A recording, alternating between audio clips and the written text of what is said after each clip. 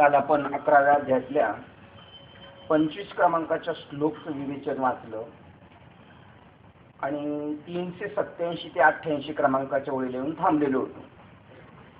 विश्वरूप दर्शन सांगत असताना ज्ञानेश्वर महाराज तुम्हाला आपल्याला सर्व जगत अधिष्ठान भगवंत स्वरूप एवढंच सांगायचं त्यांना. त्याच्यात जळी स्थळी पास्ती काशाने सर्व परमात्मा उत्प्रोते, चांगला असो वाईट असो, जो तुमच्याशी चांगल्या प्रमाणे वागतो तो सुद्धा तोच आहे. आणि जो तुम्हाला एक समजा द्वेष करतो, मत्सर करतो तुमचा, किंवा तुमच्याशी काही विचित्र वर्तणूक करतो तरी सुद्धा तोच आहे. तुका म्हणे तुची खेळे दोही ठाई, नसेल तो धीर देई मना. कालच्या सदरामध्ये काळाचं स्वरूप दाखवलं आणि काळ पाहिल्यानंतर अर्जुन मात्र घाबरला. आणि तिथं मात्र घाबरला नाही पाहिजे. साहेबांनी जाता जाता प्रश्न विचारला होता की समजा वाघ, सिंह, सर्प आणि त्या खोलीमध्ये जर एकट्याला बंदिस्त केलं तर ती दिव्य दृष्टी भेटावी आपल्याला. जर भेटली असेल तर मग आपलं तिथं काकू होणार नाही. कारण तुका म्हणजे काळ आता न करू शके. बघा आणि 10व्या अध्यायात आपण पाहिलेले काळ ही सुद्धा कोणाची विभूती आहे? भगवंताचीच विभूती. मग सर्व खलविदम ब्रह्म आहे. तर तुकाराम महाराजांच्या हाताला लोहगाववरून कीर्तनावरून जाताना तहान लागली म्हणून एका विहिरीमध्ये पाणी प्यायला गेले तर ती भूताची विहीर होती, तिथं कोणीच जात नव्हतं. तिथं तुकाराम महाराजांचा हात त्या भूतांनी पकडला. तर तुकाराम महाराज देवाला म्हणतात, देवा तुम्हाला हे बी रूप घेता येतं नाही का? म्हणजे ही ओळखण्याची दृष्टी आहे ना. आज निश्चय झाला पाहिजे. आपला निश्चय जोपर्यंत होत नाही तोपर्यंत मात्र भीती वगैरे वाटणार. बुद्धी निश्चय झाला पाहिजे. आत्मज्ञान झालेलं नाही आपल्याला, पण त्याचा आत्मज्ञानाचा काय निश्चय झाला पाहिजे? आपला बुद्धी निश्चय झाला पाहिजे. बुद्धी निश्चय आत्मज्ञान. ब्रह्मभावे आपण ब्रह्मनिष्ठ राखे पूर्ण. चप्पल सर्वांनी आत घेतली तरी चालेल. म्हणजे कसं ओलं नाही होणार सगळं. बुद्धी निश्चय आत्मज्ञान. ब्रह्मभावे आपण ब्रह्मनिष्ठ राखे पूर्ण. तत्परायणानिशी सर्व उत्स्फूर्त परमात्मा भरलेला आहे. मग प्रल्हादाला भीती नाही वाटली. खांबातून नरसिंह अवतार झाला. त्या नरसिंह अवताराने त्याच्या वडिलांना हिरण्यकश्यपूला फाडून काढलं. ते घाबरला. बाकीचे सगळे दरबारातले लोक घाबरले, पण प्रल्हाद नाही घाबरला. कारण प्रल्हादाला माहिती होतं कोण आहे हा.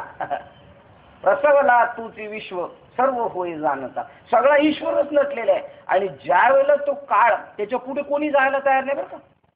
साहेबांनी म्हणलं तसं लक्ष्मी सुद्धा घाबरली बरं का साहेब. लक्ष्मी घाबरली. ते हिरण्यकश्यपूला मारलं. त्या कोणत्या वेशात मारलं? नरसिंह. तर म्हणे आता कोणाचं नाही ऐकणार, तर मंडळीचं ऐकतील देवान शांत होतील, कारण रागावलेले होते. तर म्हणे लक्ष्मीने म्हणले बोलवलं आणि म्हणले जावा तुम्ही त्यांना समजून सांगा. ती म्हणली कोण आहेत ते? ते म्हणले तुमचे पती आहेत. मला फसू नका म्हटली. हे काय असे आहेत काय? आता म्हणून लक्ष्मीला सुद्धा ते विश्वरूप दाखवलं नाही. ते तुला दाखवतो. ती घाबरली, ती जायला तयार नाही. पण भक्त प्रल्हादाला म्हणले तुम्ही जावा. मग भक्त प्रल्हाद गेले, देवाच्या मांडीवर बसले. देवानी सिंहाचं तोंडले पण त्याला साठलं त्याला. कारण का समदृष्टी झालेली. साप बघा ना, साप तुम्हाला आपल्याला घाबरेल, पण लहान मुलाच्या जर पाळण्याच्या तिथं साप गेला तर त्या सापाशी ते पोरग खेळल, घाबरणार नाही. कारण तुमचं आपलं कसं सगळं कळाल्यानंतर आपल्याला देहावर पूर्ण ममत्व आहे. त्याला तसं काहीच नाही. त्याला देहाची सुद्धा त्या पोराला काही काळजी नाही, काय नाही. त्याप्रमाणे जोपर्यंत काळ हा सुद्धा ईश्वराचं स्वरूप हे कळत नाही तोपर्यंत मात्र आपल्याला भीती वाटेल. अर्जुन सुद्धा घाबरलाय. अरे मृत्यू ही माझी विभूती आहे, काळ माझी विभूती आहे म्हणल्यानंतर आता शिल्लक काय राहिलेले? भरला घनदाट हरी दिसे. परंतु अर्जुनाला चांगलं जोपर्यंत दिसत होतं तोपर्यंत घाबरला नाही. पण आता 11 चेहरे दिसायला लागले. त्याच्यामध्ये ब्रह्मांड त्या देवाच्या मुखात चाललेले आणि संपलेले सगळे लोक. हे पाहिल्यानंतर त्याला वाटलं की मी चुकीचं केलं. देव आपलं विश्वरूप दर्शन दाखव म्हणून म्हटलं. कारण विश्वरूप दर्शनामुळे देवाच्या तोंडातच सगळी सृष्टी चाललेली. एक माणूस वाचायला तयार नाही. मग तो विचार करायला लागला मी लढाई करणार नव्हतं तेव्हा म्हटलं होतं फक्त एवढीच सैना मरण आणि ते मला पाप लागेल. पण आता ह्या अख्ख्या पापाचं कोण भागीदार होणार? म्हणजे पूर्णपणे ज्ञान झालं तरी माणसाला ठसत नाही बरं का. हे त्याचं उदाहरण आहे.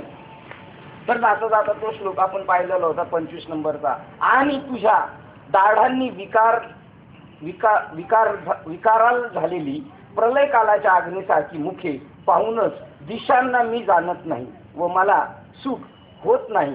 हे देवाच्या ईश्वरा, जे जगाचे आश्रयभूत देवा, प्रसन्न हो आणि तू तुझं मूळचं स्वरूप दाखव.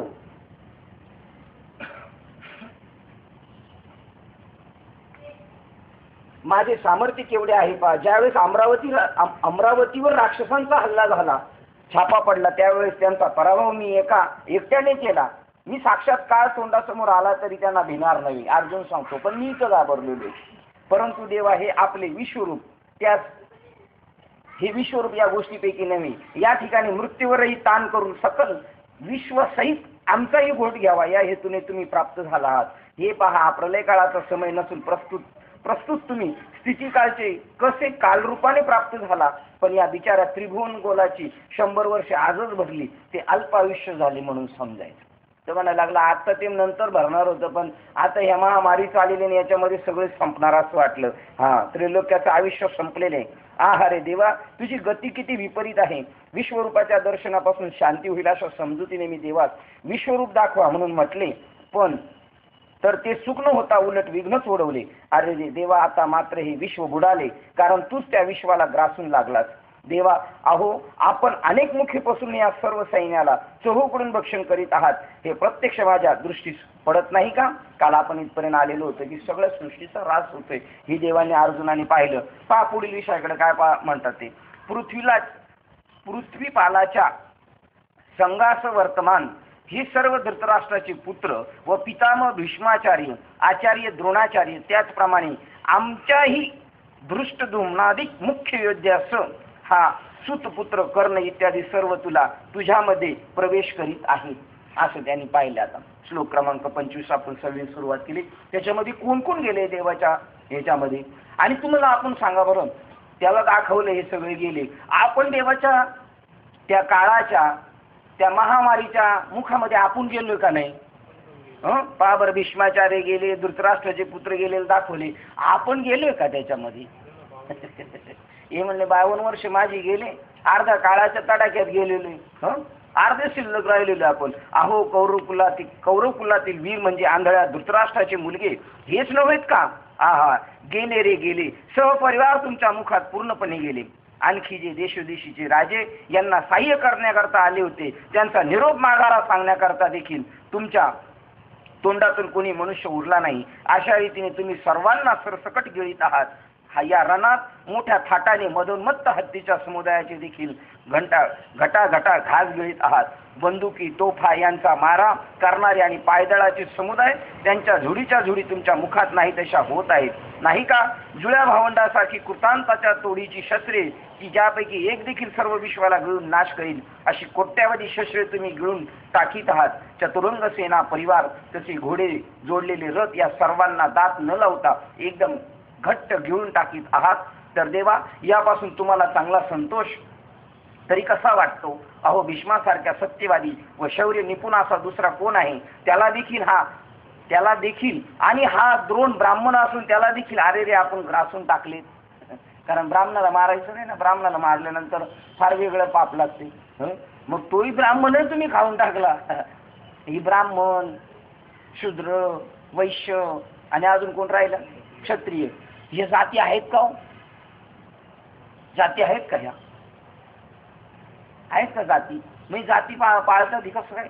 हे जाती नाही आहेत, त्याच्या दृष्टीने काहीच नाही. ज्ञानेश्वर महाराज स्वतः तिथं म्हणतात, याती कुळ माझे गेले हरकुल. श्रीरंगा वाचून आणून येणे एका ईश्वराशिवाय दुसरं काहीच नाही. काय गेलेलं काय राहिलेले काहीच नाही. आणि जर तुम्हाला आपल्याला ते दिसत असेल तर जात वीत गोत कुळ शिळ याच्यावर सर्वांवर मात कर आणि ताबडतोब त्या परमात्म्याला भज. भीष्मासारखा सत्यवादी व शौर्य निपुण असा दुसरा कोण आहे. याला देखील हा द्रोण ब्राह्मण असून याला देखील आरे रे आपण ग्रासून टाकले. सूर्यपुत्र जो महावीर कर्ण तोही आपल्या मुखात गेला आणि आता आमच्याकडील युद्धांना तर केरासारखे नाहीसे केले हे मी पाहत आहे. हाय रे हाय. ब्रह्मदेवा, मी या प्रभूच्या प्रसादापासून ही काय विपरीत गोष्ट आहे. या विपरीत अनुग्रहाने असे झाले की मला विश्वरूप दाखवा अशी प्रभूंची प्रार्थना करून बिचाऱ्या दिन जगाला स्थितीकालीच मरण्यास मात्र कारण झालो. उगच म्हटलं मी विश्वरूप मागितलं. ज्याला विश्वरूप मिळालं पाहायला त्याला सुद्धा नीट कळालं नाही. ज्याला अनुग्रह मिळाला त्याला त्याची नीट उपभोगता येत नाही. ज्याला प्रबोधाची स्थिती आली, अष्ट सात्विक भाव झाले, त्याला सुद्धा नीट खाता येत नाही. अधिकारी झाला तरी त्याला नीट खाता येत नाही. सुखाला काटे टोचतात त्यातला प्रकार या. वास्तव कोणी समजू शकत नाही, स्वीकारत नाही. सत्य स्वीकारायला माणसाची हृदय तेवढी विशाळ झालेली नाही. हे सत्य जर स्वीकारलं तर मात्र कशाचीच भय नाही. आणि हेच सत्य आहे, सत्य तू सत्यता विठ्ठला. आणि हे मेलेले जगलेले चांगले देखणे दिवे काही लठ्ठ वगैरे दाखवलेले, हे जे दाखवलेले तो कागा हा गाविला जगताचा आकारू. आणि त्याच्यामुळे आम्ही भयभीत झालेलो आहे, त्याच्यामुळे अर्जुन भयभीत झालेला आहे. आकार माझा आकार वेगळा याचा. आणि पुन्हा पहिलीच त्यांनी कबुली जबाब दिली का मी देव अर्जुन समजत होतो, स्वदेह नाम अर्जुन परदेहा नाम कौरव असं समजत होतो. आणि त्याच्यामुळे मी गुंतून मरत होतो. सिंहानेच पाहिलं विहिरीमधून खाली डोकून, तर त्याला दुसरा सिंह दिसला आणि तो उडी मारणार, तेवढ्यात तुम्ही मला वाचलं. कापडाचाच मला साप चावलेला होता, तरी सुद्धा तुम्ही मला त्याच्या लहरी यायला लागलेल्या होत्या, तरी तुम्ही तिथे येऊन मला वाचवलं. तुम्ही मागच्या वेळेला आम्हाला जे काय वाचवलं ते शरीराच्याच दृष्टीने वाचवलं, पण गीतेच्या माध्यमातून मला तुम्ही चैतन्याचा, माझ्या चैतन्याचा नाश होणार होता, ते तुम्ही वाचवलं. असं म्हणणारा अर्जुन सुद्धा पुन्हा भ्रमात मोहात पडला. मायावी याच्यामध्ये त्याच्यावर पुन्हा मायाचा परिणाम झाला आणि पुन्हा भयभीत झाला. मग पूर्वी म्हटलं होतं ना मी न मरणार आहे, मी अमर आहे, मला आता कळालं सगळं, तरी पण पडला ना, पुन्हा बी पडणार. रणभूमीवर गेल्यानंतर सुद्धा भ्रमात पडणार. कारण हे दृश्य गोचर जगत आहे. तुकाराम महाराज म्हणतात बहुरंगी माया बहुविखुरली, ती तुम्हाला तिच्या पगड्यामध्येच टाकणार. पण सावध व्हायचं. नारदाला सुद्धा विचारलं होतं नारदाने, देवा काय मायेचा प्रताप आहे दाखवा. तर काय प्रताप दाखवला, नारद की वय होती नारदी.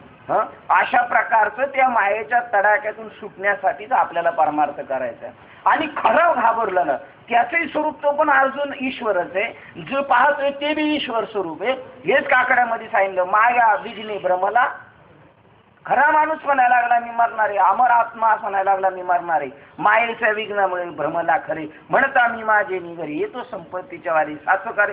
तर ही जी गोष्ट पाहतोय तो, ही सुद्धा गोष्ट वास्तव नाहीये, तरी सुद्धा तो त्याच्यात घाबरला. आणि जे सत्य आहे ते स्वीकारायला तयार राहिलं पाहिजे माणसाने. इथं मात्र अर्जुन घाबरला. हा सूर्यपुत्र जो महावीर कर्ण तोही आपल्याला मुखात गेला हो गेला. आणि आता आमच्याकडील योद्ध्यांना तर केरासारखे नाहीसे केले हे मी पाहत आहे. हाय रे ब्रह्मदेवा, मी या प्रभूच्या प्रसादापासून ही काय विपरीत गोष्ट आहे, या विपरीत अनुग्रहाने असे कसे झाले की मी मला विश्वरूप दाखवा अशी प्रभूची प्रार्थना करून बिचारा दिन जगाला स्थितीकालीच मरण्यास मात्र कारण झालो.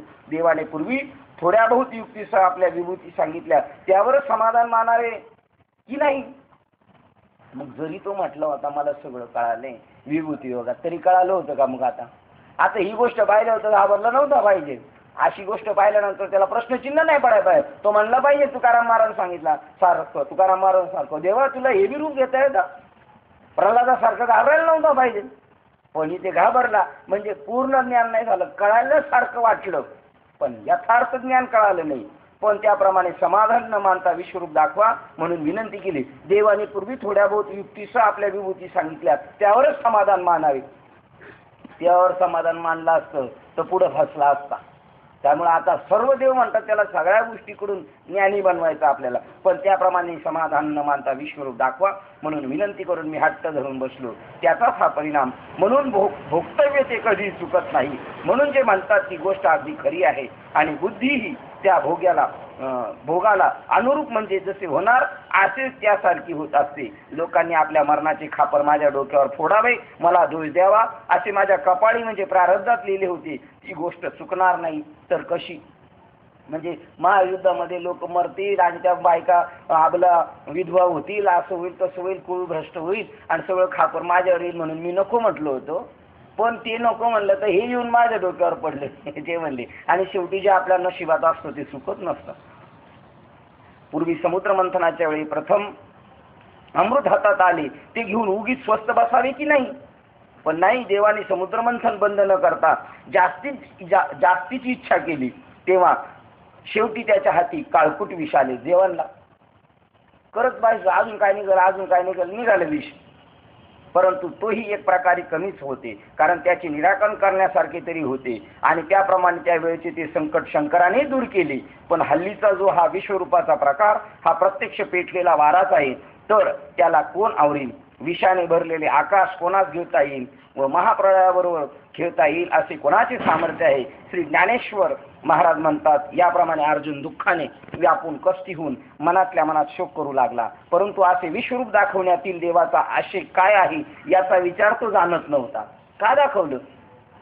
आपल्याला सगळा खाचा खुचा दाखवून ठेवतात, समजा सगळ्या गोष्टी दाखवून ठेवतात की पुढे जाऊन आपण त्यालाच म्हणतात निर्द्वंद्व आणि निशंक करायचं अर्जुनाला, त्याच्यासाठी दाखवतात. कारण की असे काय आहे याचा विचार तो जाणत नव्हता. कारण मी अर्जुन मारणारा आणि हे कौरव मारणारे अशा ज्या उलट मोठ्या मोहाने तो व्यापून गेला होता, तो त्याचा मोह नाहीसा करण्याकरता श्री अनंताने आपले विश्वरूप दाखवले. तू कोण यांना मारणाराला? बघ या अगोदरच मरून गेलेले, तुला नुसतं मला निमित्त मात्र करायचंय. हे फक्त अर्जुनाला नाही सांगायचं, आपल्याला बी सांगायचंय. निमित्ताचा धनी केला असे, मग तुम्ही काही बी करा, चांगलं करा, धर्माचं काम करा, समाजसेवा करा, घर कुटुंबातलं काम करा, पण तुम्ही मात्र कसे आहेत? निमित्त मात्र आहे. पण मात्र आपल्या ते ध्यानात राहत नाही ना, आपण त्या ह्याच्यामध्ये त्या घरकंट्यामध्ये सापडतो आणि आपला अहित करून ठेवतो आपण देहबुद्धीवर येऊन. कारण मी अर्जुन मारणारा व हे कौरव मरणारे अशा ज्या उलट मोठ्या मोहाने तो व्यापून गेला होता, तो त्याचा मोह नाहीसा करण्याकरता श्री अनंताने आपले हे विश्वरूप दाखवले. या देवाचा अभिप्राय हा की अरे वास्तविक कोणी कोणास मारित नाही, तर येथे सर्वांचा संहार करणारा मी स्वतः आहे, हे तत्वता श्रीहरी विश्वरूपाच्या निमित्ताने व्यक्त करीत आहे. असे सांगून मोकळे झाले. जसा मेळाव्याचा हेतू जर सांगतात ना, तसा 11व्या अध्यायाचा हेतू सांगून स्पष्ट झाले. आणि अशी ज्यावेळेला बुद्धी होईल आपली, आपल्याबरोबर चांगला बोलणारा, आपल्याबरोबर सहपरिवार राहणारा, आपल्या विरोधात राहणारा, बिगर जातीचा, कोणत्या एकाचा कसा वाटलेला, पण आपल्याला जर त्या अधिष्ठानाचं ज्ञान झालं, जसं आता हा इकडचा कपडा कलर वेगळा आहे, मधला कपड्याचा कलर वेगळा आहे, इकडचा, हे सगळे आपल्या अंगावरचे, पण हे जरी वेगवेगळे असले तरी एका कासाचेच बनलेले, तसे सगळे विश्व जे ते एका परमात्म्यानेच व्यापलेले. मग त्याच्यानंतर मग काय चिंतन करायचे त्याला राहिले, काय त्याला आठवायचं राहिले, कसला अभ्यास करायचा त्याला? मग त्याला ही गोष्ट नको भीतीदायक वाटायला, तर तिथे सुद्धा माझं स्वरूप आहे हे दाखवून त्याला विश्वरूपाच्या निमित्ताने सत्वता सर्वांचा संहार करणारा मीच आहे. मध्ये आपल्याला मारणारा सुद्धा कोण आहे? तोच आहे. तारणारा सुद्धा तोच आहे. हे तत्वता श्रीहरी विश्वरूपाच्या निमित्ताने व्यक्त करीत आहे. परंतु अर्जुनास हे न समजल्यामुळे तो व्यर्थ व्याकुळ झाला व उगीच मनात नसलेली भीती वाढवीत आहे.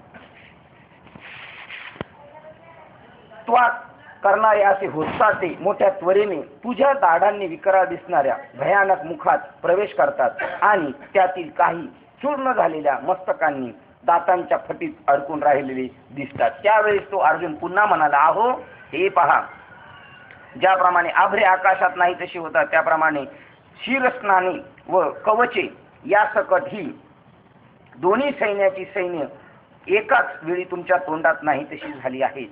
किंवा महाप्रलयाच्या अखेरीस यम विश्वावर कोपल्यावर जसा 21 स्वर्गांना पाताळासह तो घेऊन टाकतो, अथवा दैव प्रतिकूल झाल्यावर संग्रह करण्याचे ऐश्वर्य, अथवा दैव प्रतिकूल झाल्यावर संग्रह करणाराचे ऐश्वर्य जेच्या तेथे त्याचा आपल्या आपणच नाहीसे होते, त्याप्रमाणे ही कर्माची गती कशी विलक्षण विपरीत आहे ते पहा.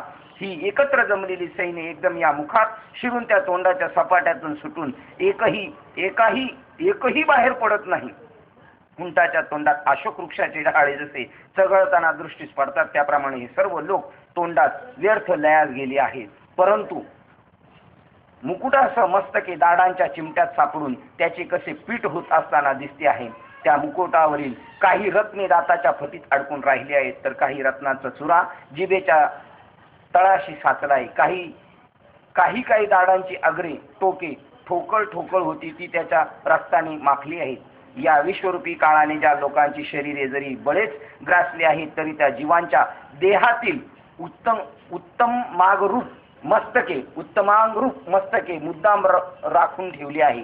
याप्रमाणे शरीरातील उत्तम भाग जी मस्तके ती जरी निश्चय करून विश्वरूपात्मक महाकाळाच्या तोंडात सापडली होती, तरी ती शेवटी नाश न पावता उर्वरित राहिली आहेत. मग अर्जुन पुन्हा म्हणतो, हा काय चमत्कार आहे? या जगात जन्माला आलेल्या मृत्युमुखात जाऊन पडावे याशिवाय दुसरी गतीच नाही. म्हणून सर्व जग या विश्वरूपाच्या वदनरूपी डोहात आपोआप जाऊन बुडत आहे.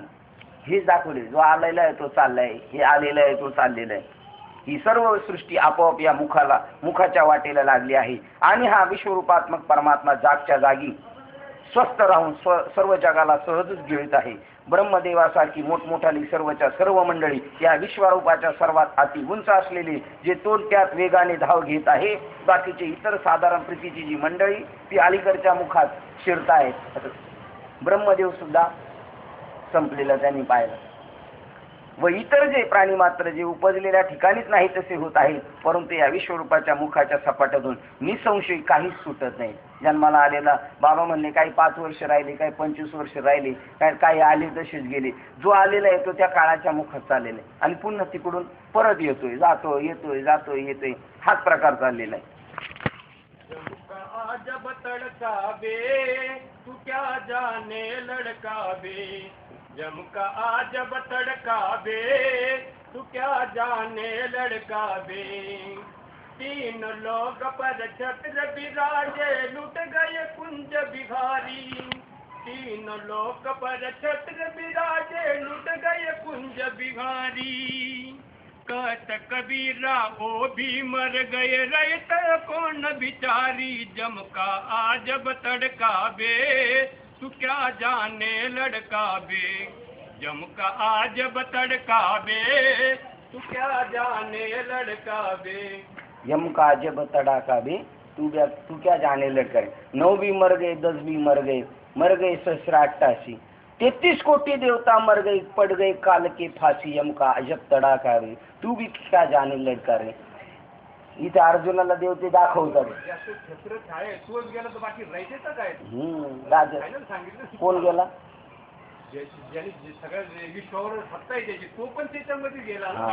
जेवढे आलेले ते. आणि हेच विश्वरूप आहे. विश्वरूप म्हणजे 11 जण जे सृष्टीचं निर्मिती पिक्चरचा स्टार्ट टू एंड दाखवलेला आहे. त्याच्यामध्ये आता एंडचा प्रकार चाललेला आहे आणि एंड चांगला नाही दाखवला ना, त्यामुळे वाईट वाटतंय.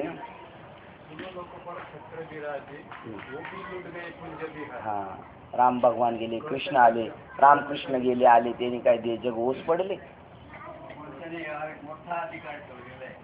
नाही आजच्या भ्रष्टाचारी जगत जर असं झाला करोड रुपये दिले असेल आजीवन मागितलं, पण किती मोठं आहे. आणि त्याच्यात मनुष्य जन्म असा आहे, हजारो लोक यम साधनाला जातात पण आपण मरणार नाही असं वाटतं. पण ही सगळं आश्चर्य असून आहे ना, त्याच्यात अजून एक वेगळं आश्चर्य का हे सत्य समजले आपण. हे लोक भ्रष्टाचार करतात, हे खरं करतात, हे चांगले वागतात, हे खोटे वागतात, हे जन्माला येतात, हे मरतात. हेच आश्चर्य आहे का हे सत्य समजले आपण. हे सत्य नाही. भ्रष्टाचार करतात हे सत्य नाही. करायला पाहिजे ना 2.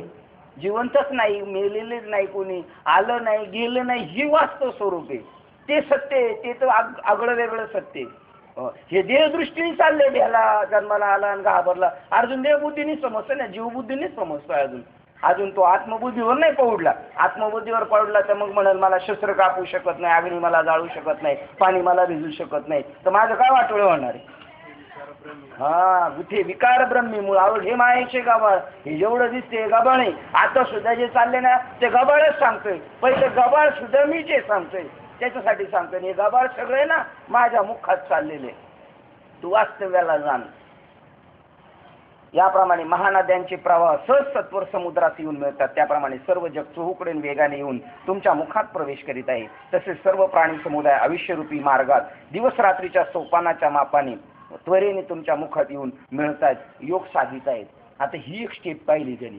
आता सगळे मारताना दिसतात म्हणजे काय, जसं ते बेडूक सापाने गिळला अर्धा आणि तो उरलेल्या माशा गोळला जातं, तशी प्राणी मात्र सुद्धा अर्धी मेलेली. कोण 50 वर्ष मेले, कोण 40 वर्ष मेले, हे बी मी पाहतोय. आणि हे चालले बाबा तुमच्या तोंडात, चालले तुमच्या तोंडात.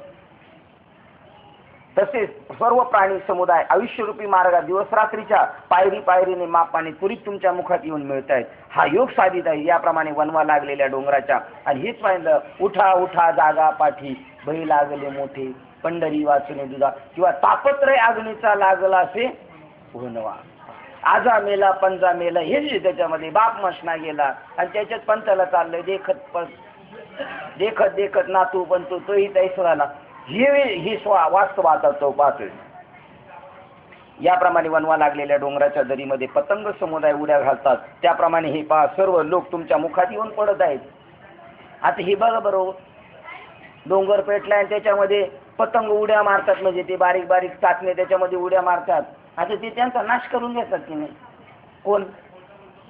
पतंग. कोण येते पतंग?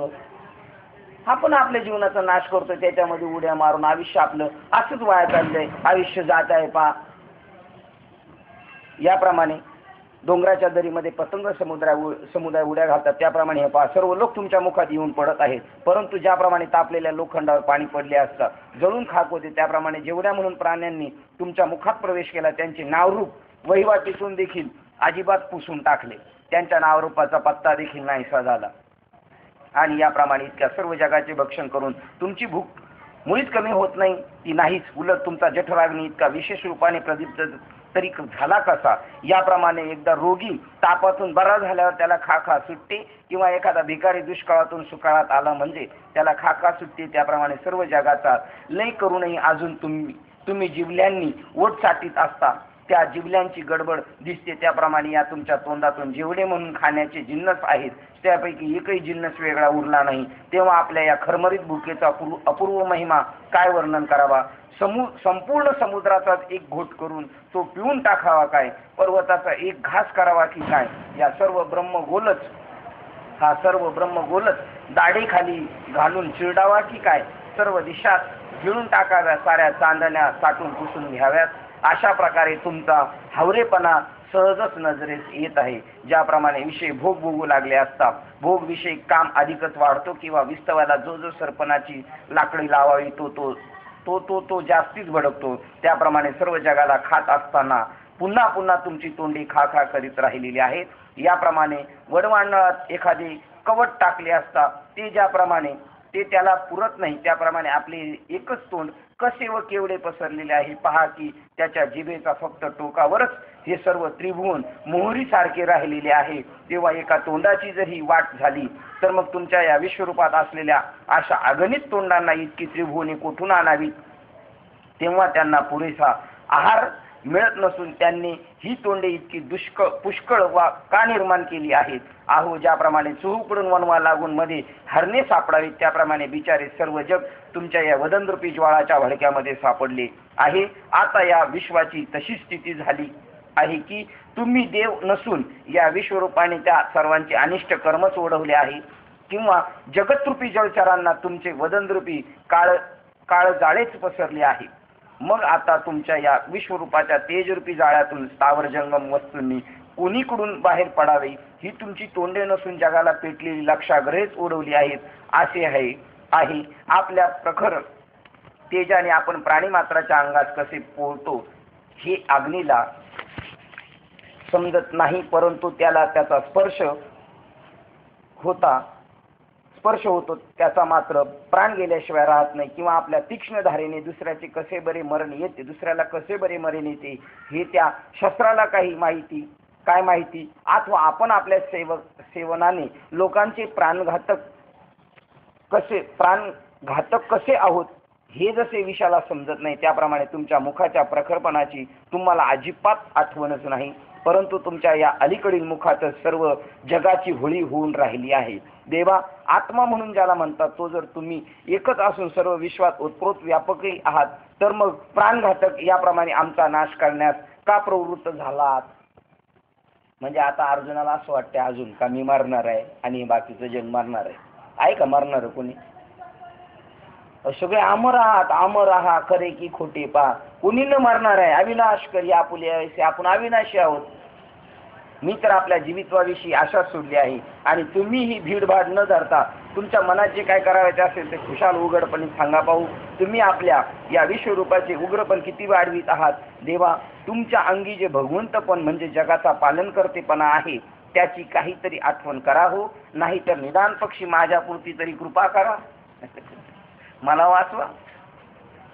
अहो, वैदिक वेद्य असणाऱ्या त्रिभुवनिक आद्य म्हणजे मूळ कारण विश्ववंदे महाराज, माझी एवढी एक विनंती ऐकावी. याप्रमाणे बोलून शूर्क अर्जुनाने भगवंताच्या चरणात आपल्या मस्तकाने नमस्कार केला आणि म्हटले, हे सर्वेश्वरा, आता माझी विनंती ऐकावी. मला समाधान व्हावे म्हणून विश्वरूपाचे ध्यान दाखवा. असे मी विचारले तो लगेच तुम्ही एकदम सर्व त्रिभुवनाचा संहार करण्याच्या हेतूने मोठे भयंकर रूप धारण करून सर्वांस गिळीतच सुटला आहात, तेव्हा तुम्ही आहात तरी कोण? अशी ही इतकी भयंकर तोंडे का धारण केली? आणि त्याचप्रमाणे या सर्वच हातात शस्त्रे कशा करता धारण केली आहेत? वारंवार रागाच्या आवेशामुळे अधिक विशाल होऊन गगनासही कमीपणा आणीत आहात व डोळे भयंकर लाल करून वटारून आम्हाला भीती काय म्हणून दाखवित आहात?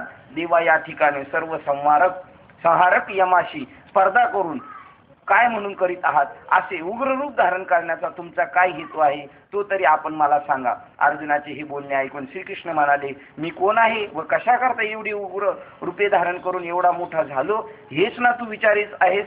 तर ऐक तर, अरे खरोखर मी काळ आहे व लोकांचा संहार करण्याकरता मोठा वाढून चोहीकडे माझी तोंडे पसरले आहेत आणि आता मी या सर्व विश्वाला घेऊन टाकीन. असे ऐकून अर्जुन म्हणतो, अरे रे, मागल्या संकटाला त्रासून या देवाची प्रार्थना केली, तो त्यावर आता हा परमात्मा हे उलट जास्तच भयंकर रीतीने उसळून प्रगट झाला आहे. आपल्या अशा कठोर भाषणाने अर्जुन निराश होऊन कष्टी होईल म्हणून श्रीकृष्ण अर्जुनास पुन्हा लगेच म्हणाले, पण यात आणखी एक सवड आहे, ती ही की तुम्ही फक्त पांडव आत्ताच या संहार रूपी संकटातून बाहेर आहात. एवढे ऐकताच अर्जुनाच्या जीवात जीव आला व जाणाऱ्या बेतातले आपले प्राण सावरून धरले. मग आता मरू दे, आता बाकीचं काय व्हायचं ते होईल. त्यांनी सांगितलं, तुम्ही 5 पांडव वाचणार. आणि हे पहिलं द्रौपदीला एक सांगितलं होतं, कुंतीला एक सांगितलं होतं. कुंतीने एक विचारलं होतं युद्ध चालू व्हायच्या अगोदर हस्तिनापूरमधून जाताना, देवा याचा परिणाम काय आहे? तुम्हाला सगळं माहिती आहे, तुम्ही सांगा. आता आपण कोणाला विचारतच नाही, तर आपल्याला बी सगळं सांगू शकतात. पण आपण विचारलं तरी आपण म्हणणार, छे हे काय तुमचं आम्हाला पटत नाही म्हणून म्हणणार. आपल्याला बी सगळं सांगणार. आपल्याला जर विचारलं, महाराज आमचं काय होणार आहे? आज तुमचं सगळं कुळाचा नाश होणार आहे, बाकीचं काय होणार? पण आत्मचैतन्यावर जर तुम्ही दृष्टी ठेवली तर कशाचाच नाश नाही होणार. मग ती दृष्टी तुम्ही प्राप्त करून घ्या, ते वर्म साधूकडून जाणून घ्या, हे सांगणार. द्रौपदीने सुद्धा विचारलं आणि कुंतीने सुद्धा विचारलं, तेव्हा तिने सांगितलं तुझी 5 फुलं राहतील म्हणून. मग बाकीचे? आणि उत्तराच्या गर्भामध्ये उत्तरा जेव्हा देवाच्या पाया पडायला गेली तेव्हा तिला आशीर्वाद दिला, तुझा मुलगा चक्रवर्ती सम्राट होईल, अभिमन्यूचा मुलगा. आणि अर्जुनाची दुसरी बायको म्हणजे रुक्मिणी, ही पहिली द्रौपदी. मग हिचा ज्येष्ठ मुलगा गादीवर बसायला पाहिजे ना. किती हुशार असतील होती त्या द्रौपदी सुद्धा. काय महाभारत पाहिलं पाहिजे. पाटील साहेब सांगत होते, PN पाटील, ते म्हणले आमचं नवीन लग्न झालं, बायको काय माझं ऐकणी, तिला असं वाटायचं हे सासू सासरे आहेत ना मला त्रास देणार आहेत. मग वर्षभर मी इथे सर्व्हिस केल्यानंतर म्हणलं आपल्याला गावाला जायचं महिनाभर. ती म्हणली मी नाही तुमच्या आईवडिलांकडे येणार, मला त्यांचं पटत नाही. पण यांना वाटलं ही मी गेलो म्हणजे येईल 8 दिवसांनी. ही गेले 8 दिवस वाट पाहिली तरी नाही आली. मग ही म्हणली आता काय करायचं, पाहुण्यांकडे कसं काय जायचं. मग बसलीच लायब्ररीमध्ये वाचलं. कारण महाभारत ग्रंथ जे 10-12 खंड आहेत ते त्यांनी वाचले 3 हप्त्यामध्ये. आणि मग ते म्हणायला लागले एवढं विश्व महान, एवढं अलौकिक आपल्या भारत देशात घडलेल्या म्हणजे इतिहास आहे, त्यातला आपल्याला काहीच माहित नाही. आणि ते सगळं जाणल्यानंतर ते म्हणले मी माझं दुःखच विसरून गेलो, हे तर काय निर्मूल एकदम नॉर्मल आहे म्हणले. हे केवढं मोठं होतं. आणि त्यांनी कशासाठी ती दुःख सगळी पत्करली? जगत कल्याणासाठी पत्करलेली ती दुःख आहेत. आणि आपणही दुःख पत्करलेली आहेत, पण आपण आपल्या स्वार्थासाठी. तरी सुद्धा आपण आपला स्वार्थ साधितच नाही. तरी सुद्धा तुकाराम महाराज आपल्याला परत म्हणतात, करी आता बापा, म्हणजे आपण भरतेच काय त्या अनर्थाचा अर्थ सांगे आता.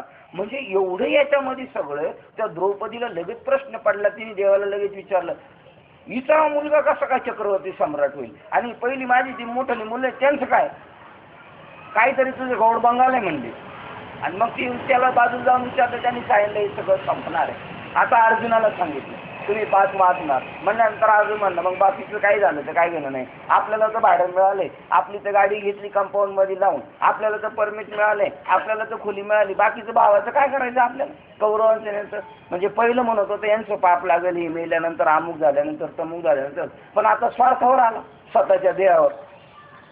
देवाने पण कसं जाणलं? आता याला जर सांगितलं मी काळ आहे, मी सगळ्यांना खायला आलोय, तर हा अजून घाबरेल. म्हणून देवाने लगेच चटकन सांगितलं तुम्ही फक्त पांडव आत्ताच्या या संहार रूपी संकटातून बाहेर आहात. एवढे ऐकताच अर्जुनाच्या जीवात जीव आला व जाणाऱ्या बेतातले आपले प्राण सावरून धरले. तो मृत्यूरूप महामारीच्या तडाख्यात सापडला होता. पण हे देवाचे शब्द ऐकतात पुन्हा सावध होऊन कृष्णाचे बोल लक्षपूर्वक ऐकू लागला. तेव्हा देव म्हणाले की अर्जुना, अरे तुम्ही पांडव एवढे माझे तेवढे माझे आहात, म्हणून तुमच्याशिवाय इतर सर्वांना मी गिळण्याकरता प्रवृत्त झालो आहे, हे फक्त लक्षात ठेवावे.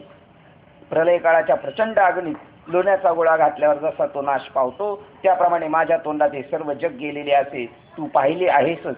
तर यामध्ये सर्वांचा नाश होऊन काहीच उरणार नाही हे निसंशय समज. ही सर्व सैन्य घमेंडीने व्यर्थ बरळत व मिरवत आहे. त्याच्यातला हेतू परत सांगितला.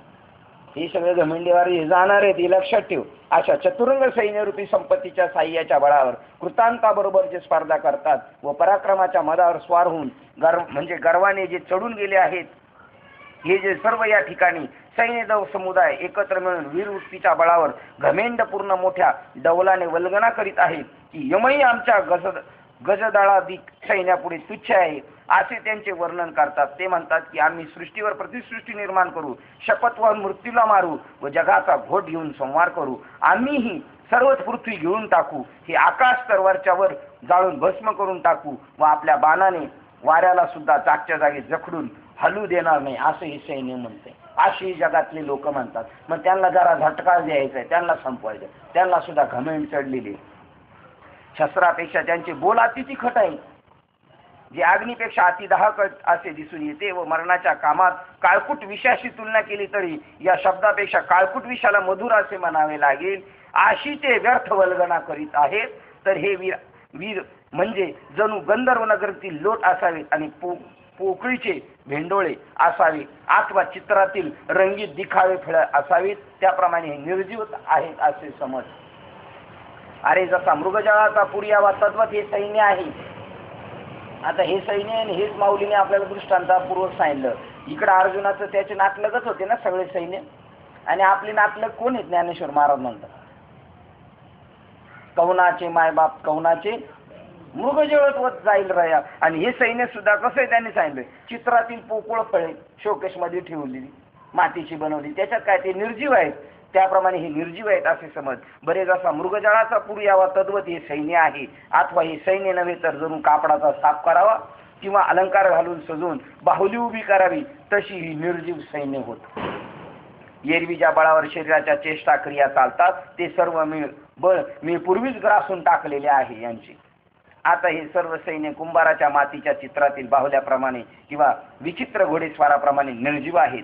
त्या कळसूत्री खांबावरील बाहुल्यांना हलवणारे दोरी तुटली म्हणजे मग वाटेल त्याने त्या दोरी बाहुल्यास लोटली तरी त्या जशी उलथून पडतात, त्याप्रमाणे या सर्व सैन्याचा आकार मोडून टाकण्यास अजिबात वेळ लागणार नाही. म्हणून अर्जुना उठ उठ लवकर शहाणा हो.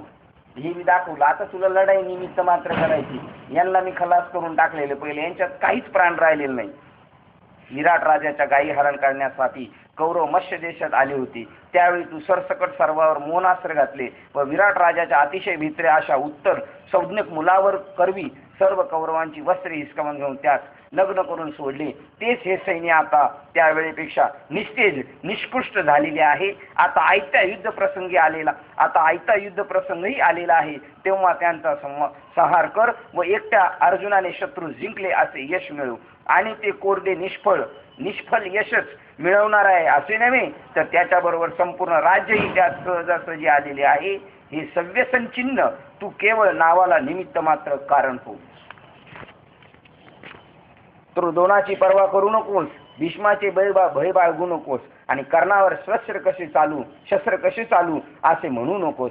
आणि जयद्रथाला मारण्याकरता कोणत्या उपायाची योजना करावी याविषयी चित्ताने चिंतन व विचार मुळीच करू नकोस. आणखीन इतर जे जे नामांकित वीर आहेत ते एक एक पाहिले तर सर्व ही भीतीवर काढलेल्या चित्रातल्या सिंहाप्रमाणे निर्जीव आहेत असे समज. त्यांना काय ओल्या फडक्याने पुसून टाकवायचे एवढेच. कळतंय ना तुम्हाला? असे वास्तविक असता अर्जुना या युद्धाकरता जमलेल्या वीरांची काय कथा आहे? हा सर्व मिथ्या भास आहे. बाकी त्यांचे तेज बल इत्यादी सर्व खरोखर मी पूर्वी ग्रासून टाकलेलेच आहे. तेव्हा तू हे सगळे माझ्या तोंडात गेल्याचे पाहिलेच, तेव्हा या सर्वांचे आयुष्य संपले. हे आता रिकाम्या अघळ पगळ पण पोकळ सोपटाप्रमाणे राहिलेले आहेत. म्हणून लवकर उठ आणि मी ज्यांना मारलेले आहे आता त्यांचा तू संहार कर. नसत्या मिथ्या अशा शोक संकटात पडू नकोस. आपणच एखादे निशाण उभे करावे आणि ते जसे कौतुकाने आपणच बाण मारून भेदून पाडावे. त्याप्रमाणे सर्वांचा उत्पन्न करता व संहार करता मीच आहे. तरी पण या सर्वांचा नाश करण्याकरता तुला केवळ निमित्त केले आहे. अरे बाबा, जे तुझ्याशी वैर करीत होते त्यांना उपस्था क्षणीच या विश्वरूपी वाघाने नेले आहे. तर आता तू राज्यासह वर्तमान यश संपादन कर, त्याचा खुशाल उपभोग घे.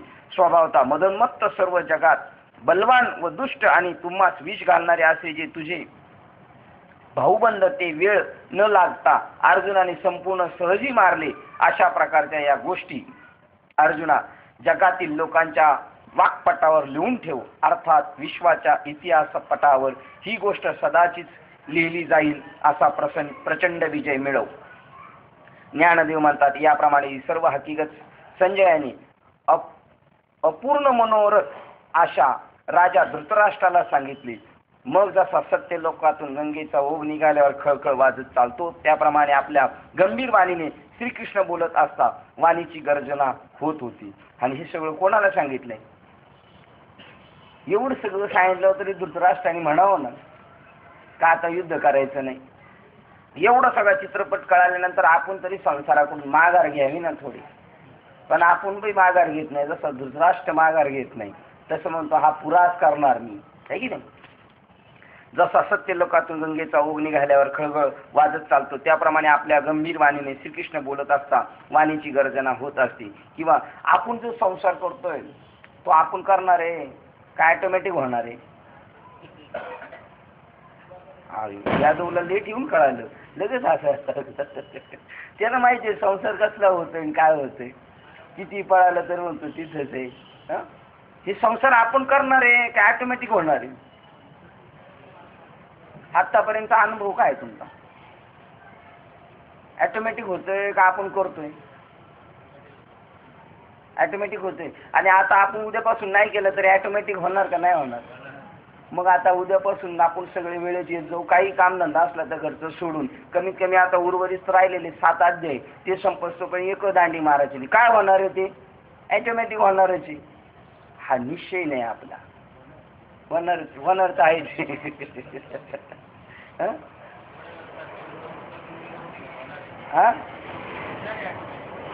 होणार आहे का? हे होणार आहे म्हणतोय पण आपण कुठं त्याच्यामध्ये पूर्णपणे हे होते. आपण गेलो तर काय राहणार आहे? आपण गेलो तरी काय राहणार आहे? आणि आपण जर पूजा काही केलं नाही तरी आयचं होणार आहे का सगळं?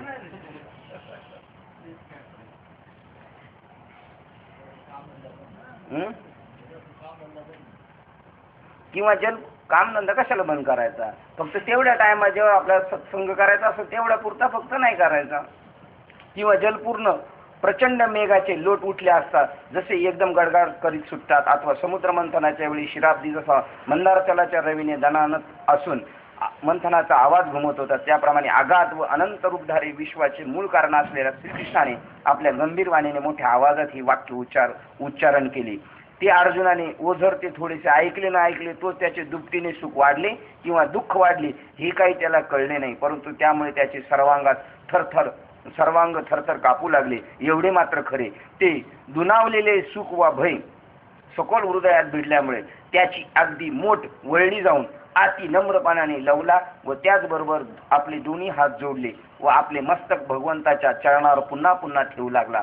आणि काही बोलण्याचा प्रयत्न करी तो त्याचा कंठ भरून येई. श्रोते हो, ही स्थिती सुखामुळे झाली की दुःखामुळे झाली याचा विचार व निर्णय तुम्हीच आपल्या मनात करा. अष्टसात्विक भाव झाले अर्जुनाचे. सगळं पाहिलं चित्र आणि मग त्याला काय झालंय त्याच त्याला सांगता येईल. आणि असं झालं पाहिजे. त्याला काय झालंय? सुखामुळे झालं का दुःखामुळे झालं? काय झालं काय माहिती. परंतु त्यावेळी देवाचे बोलणे ऐकून अर्जुनाची ही स्थिती अशी स्थिती झाली. हे वरील श्लोकावरील भीत प्रणम्य पदावरून हा अर्थ मी जाणला असे श्री ज्ञानदेव म्हणतात. मग भीत अर्जुनाने भगवंताच्या चरणावर पुन्हा मस्तक ठेवले आणि तो म्हणाला, महाराज आपण असेच ना बोललात?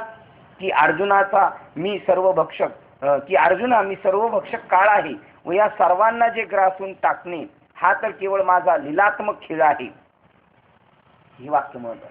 ही जन्मने मरण पाहत एका भावगीताकाराने म्हटलेले, फिरत्या चाकावरती देशी मातीला आकार विठ्ठला तू वेडा खंबा.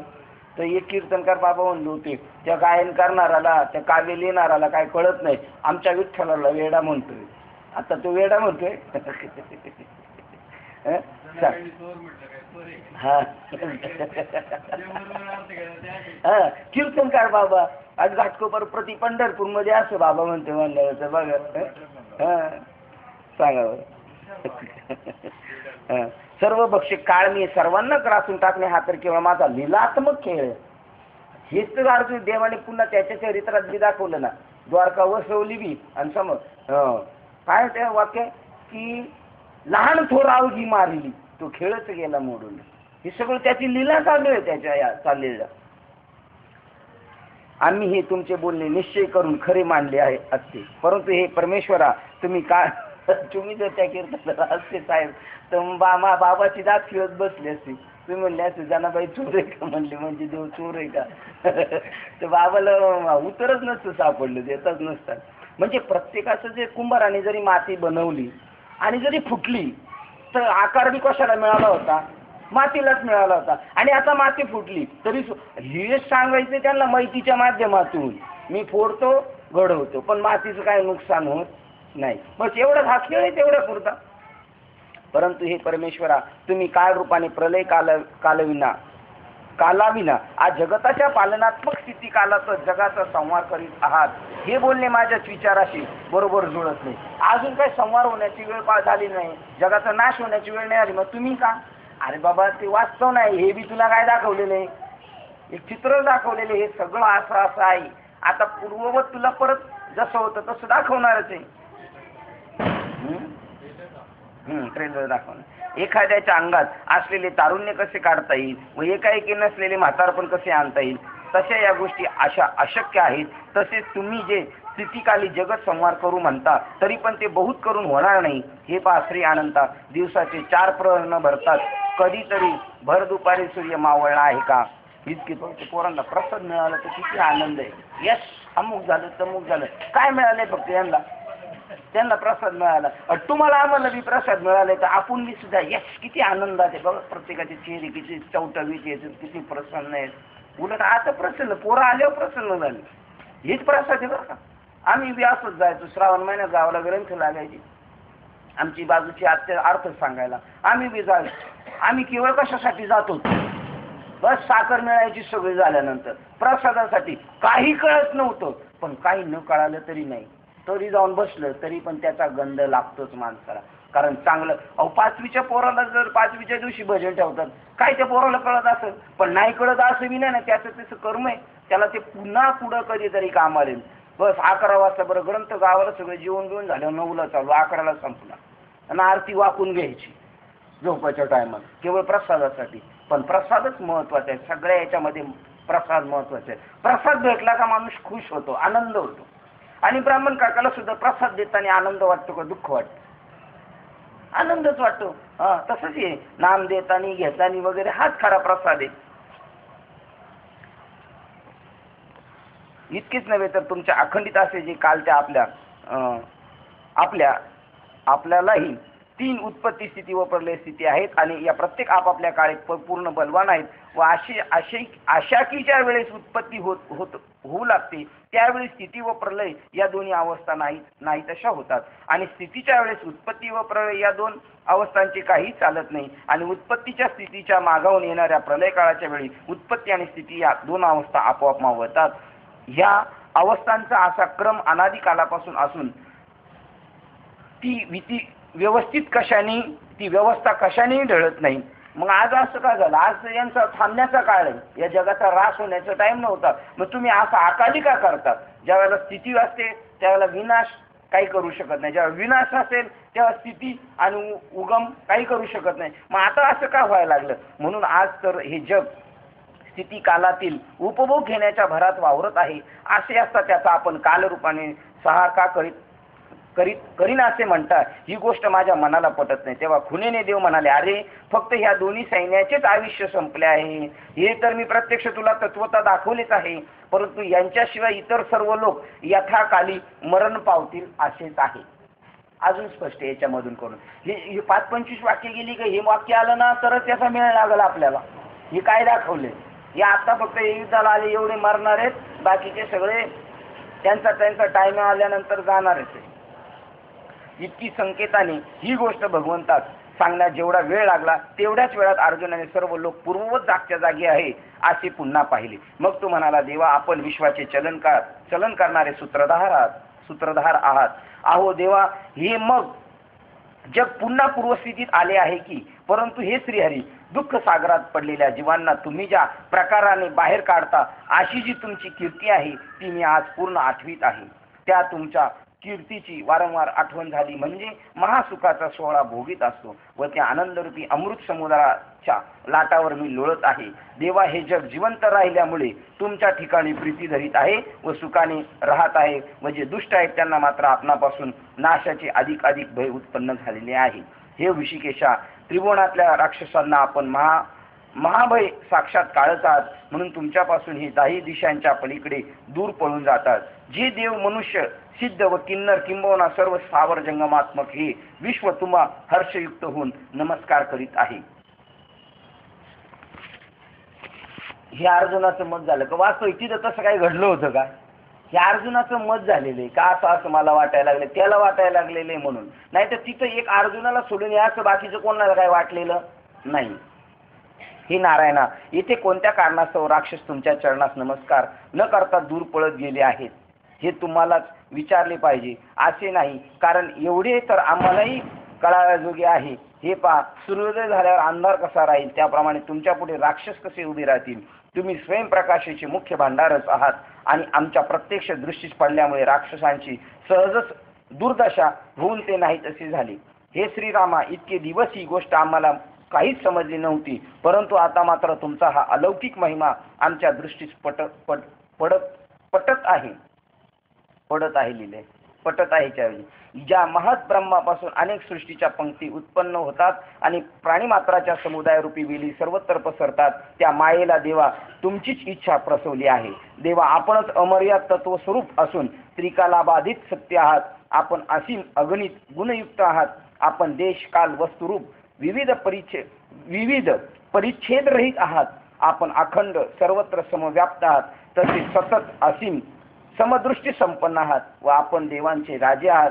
महाराज हे सदाशिवा, तुम्ही या सकल त्रैलोक्याचे आश्रयस्थान आहात. आपण अविनाशी आहात आणि देवा तुम्ही सत व असत आहात आणि त्या पलीकडील जे तत्व तेही तुम्हीच आहात. आपण सत म्हणजे प्रमाणगोचर जे कार्यरूप व्यक्त विश्व ते आहात व असत म्हणजे विश्वाच्या उत्पत्ती स्थिती लयास कारणीभूत असे माया विशिष्ट चैतन्यरूप अव्यक्त कारण तेही आपणच आहात.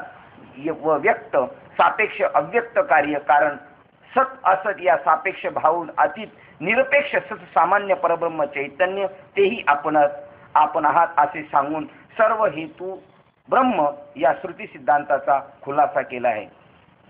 हेच ज्ञानेश्वर महाराजांचं तुझं सगुण म्हणू का निर्गुण, व्यक्त म्हणू का अव्यक्त रे, या सगळ्या गोष्टीचा अर्जुनाने इथे खुलासा केला. देवा, आपण प्रकृती आणि पुरुषाचे मूळ अधिष्ठान आहात. माया महत्त्वाधिकाचे शेवटही निषेधावधिभूत लयस्थानही आपणच आहात. आपण स्वतः सिद्ध अनादि व पुरातन आहात. तुम्ही सर्व विश्वाचे चालक व सर्व जीवांचे लयस्थान रूप अधिष्ठान असून सर्वज्ञ म्हणजे भूत व भविष्याचे ज्ञानही तुमच्याच हाती आहेत. श्रुतींच्या नेत्रास म्हणजे ज्ञानाला गोचर होणारे असे जे स्वरूपभूत सुख ते भेदरहित असे जे तुम्ही त्या तुमचे स्वरूप होय व या त्रैलोक्यास आधार असणारी जी माया त्या मायेलाही आधारभूत अधिष्ठान तुम्हीच आहात. म्हणून तुम्हा सर्व सृष्टीचे श्रेष्ठ असे आश्रयस्थान म्हणतात. आपण परमेश्वर परमश्रेष्ठ असून ब्रह्मांडाच्या अंतकाळी माया ही तुमच्या स्वरूपी लय पावते. किंबहुना देवा, हे सर्व जग तुम्हीच विस्तारले आहे, तेव्हा अनंत रूप असणारे असे जे तुम्ही त्या तुमचे वर्णन कोण करू शकेल. ते म्हणतात बघा, मागचे एक श्लोक पाहिलं तर, त्रैलोक्याचा आधार असणे माया, त्या मायेलाही आधारभूत अधिष्ठान तुम्हीच आहात. माया खरोखर नाही, पण ती दिसते, त्याला आधार कोण आहे? रश्शी आहे. पण रश्शीवर साप दिसतो. साप खरा आहे का? पण त्याला कोणाच्या मुळे दिसतोय? हा. आणि ज्यावेळेला लय पावतं तेव्हा ती तुमच्यातच लय पावते. माया लय पावते. म्हणजे ज्या दिवशी तुम्हाला त्या रश्शीचं ज्ञान होतं त्याला साप पुढे गेला.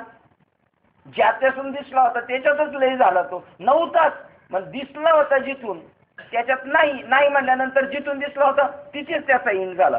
तुम्ही आहात, म्हणून तुम्हा सर्व सृष्टीचे श्रेष्ठ असे आश्रयस्थान म्हणतात. आपण परमश्रेष्ठ असून ब्रह्मांडाच्या अंतकाळी मायाही तुमच्या स्वरूपी लय पावते.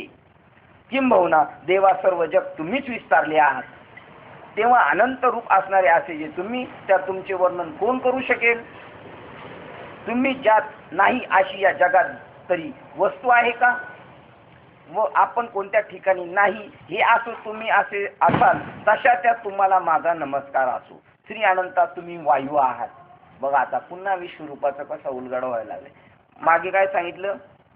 सृष्टीचे जे डोळे आहेत म्हणजेच ज्ञान, ते सुद्धा मग आपल्याला जे ज्ञान हे तेच ज्ञानच ईश्वर आहे. परत त्यांनी सांगितलं जगाला चालन करणारे, स्थिर करणारे आणि नाश करणारे सुद्धा तुम्ही. म्हणजे सर्व खलविदम ब्रह्म कसं आहे हेच या विश्वरूपाच्या माध्यमातून सांगायचं त्यांना. त्याच्यानंतर आता पुन्हा काय सांगितलं? तुम्ही ज्यात नाही अशी जगात वस्तू कोणती आहे ते 7व्या अध्यायात सांगितलं होतं. ज्ञानाचं विज्ञान सांगतं तेव्हा सांगितलं पाण्यामध्ये जो रस आहे तो मी आहे. अग्नीमध्ये दाह करण्याची शक्ती ती मी आहे. आता इथं सुद्धा म्हणतात मी ज्यात नाही अशी जगात कोणती वस्तू आहे? व प्रश्नचिन्ह आहे शिवाय आपण कोणत्या ठिकाणी नाही हे असो. तुम्ही जसे असाल तशाचा तुम्हाला माझा नमस्कार असो. श्री अनंत तुम्ही वायू आहात. कालच आपला विषय झाला. बाबा म्हणले हे आकाश नाही देव आहे, हा वारा नाही तो देव आहे, ते प्रकाश नाही तो परमात्माच आहे. श्री अनंत तुम्ही वायू आहात. शासन करणारा जो यम तो ही तुम्हीच आहात. आता काय घाबरायचं कारण? आणि प्राणीमात्राच्या ठिकाणी वास करणारा जो जठराग्नी तोही तुम्हीच आहात. तुम्ही वरून चंद्र व सृष्टी निर्माण करणारे ब्रह्मदेव आहात. व ब्रह्मदेवाचाही आधी जनक जो ईश्वर, आज काहीच नाही ना. आणि तुम्ही वरून चंद्र सृष्टी निर्माण कर. आता तुम्हाला माहिती आहे, पण जो नवीन आला तो म्हणा इकडे तर काही दिसत नाही, काय बोट दाखवले तिथे.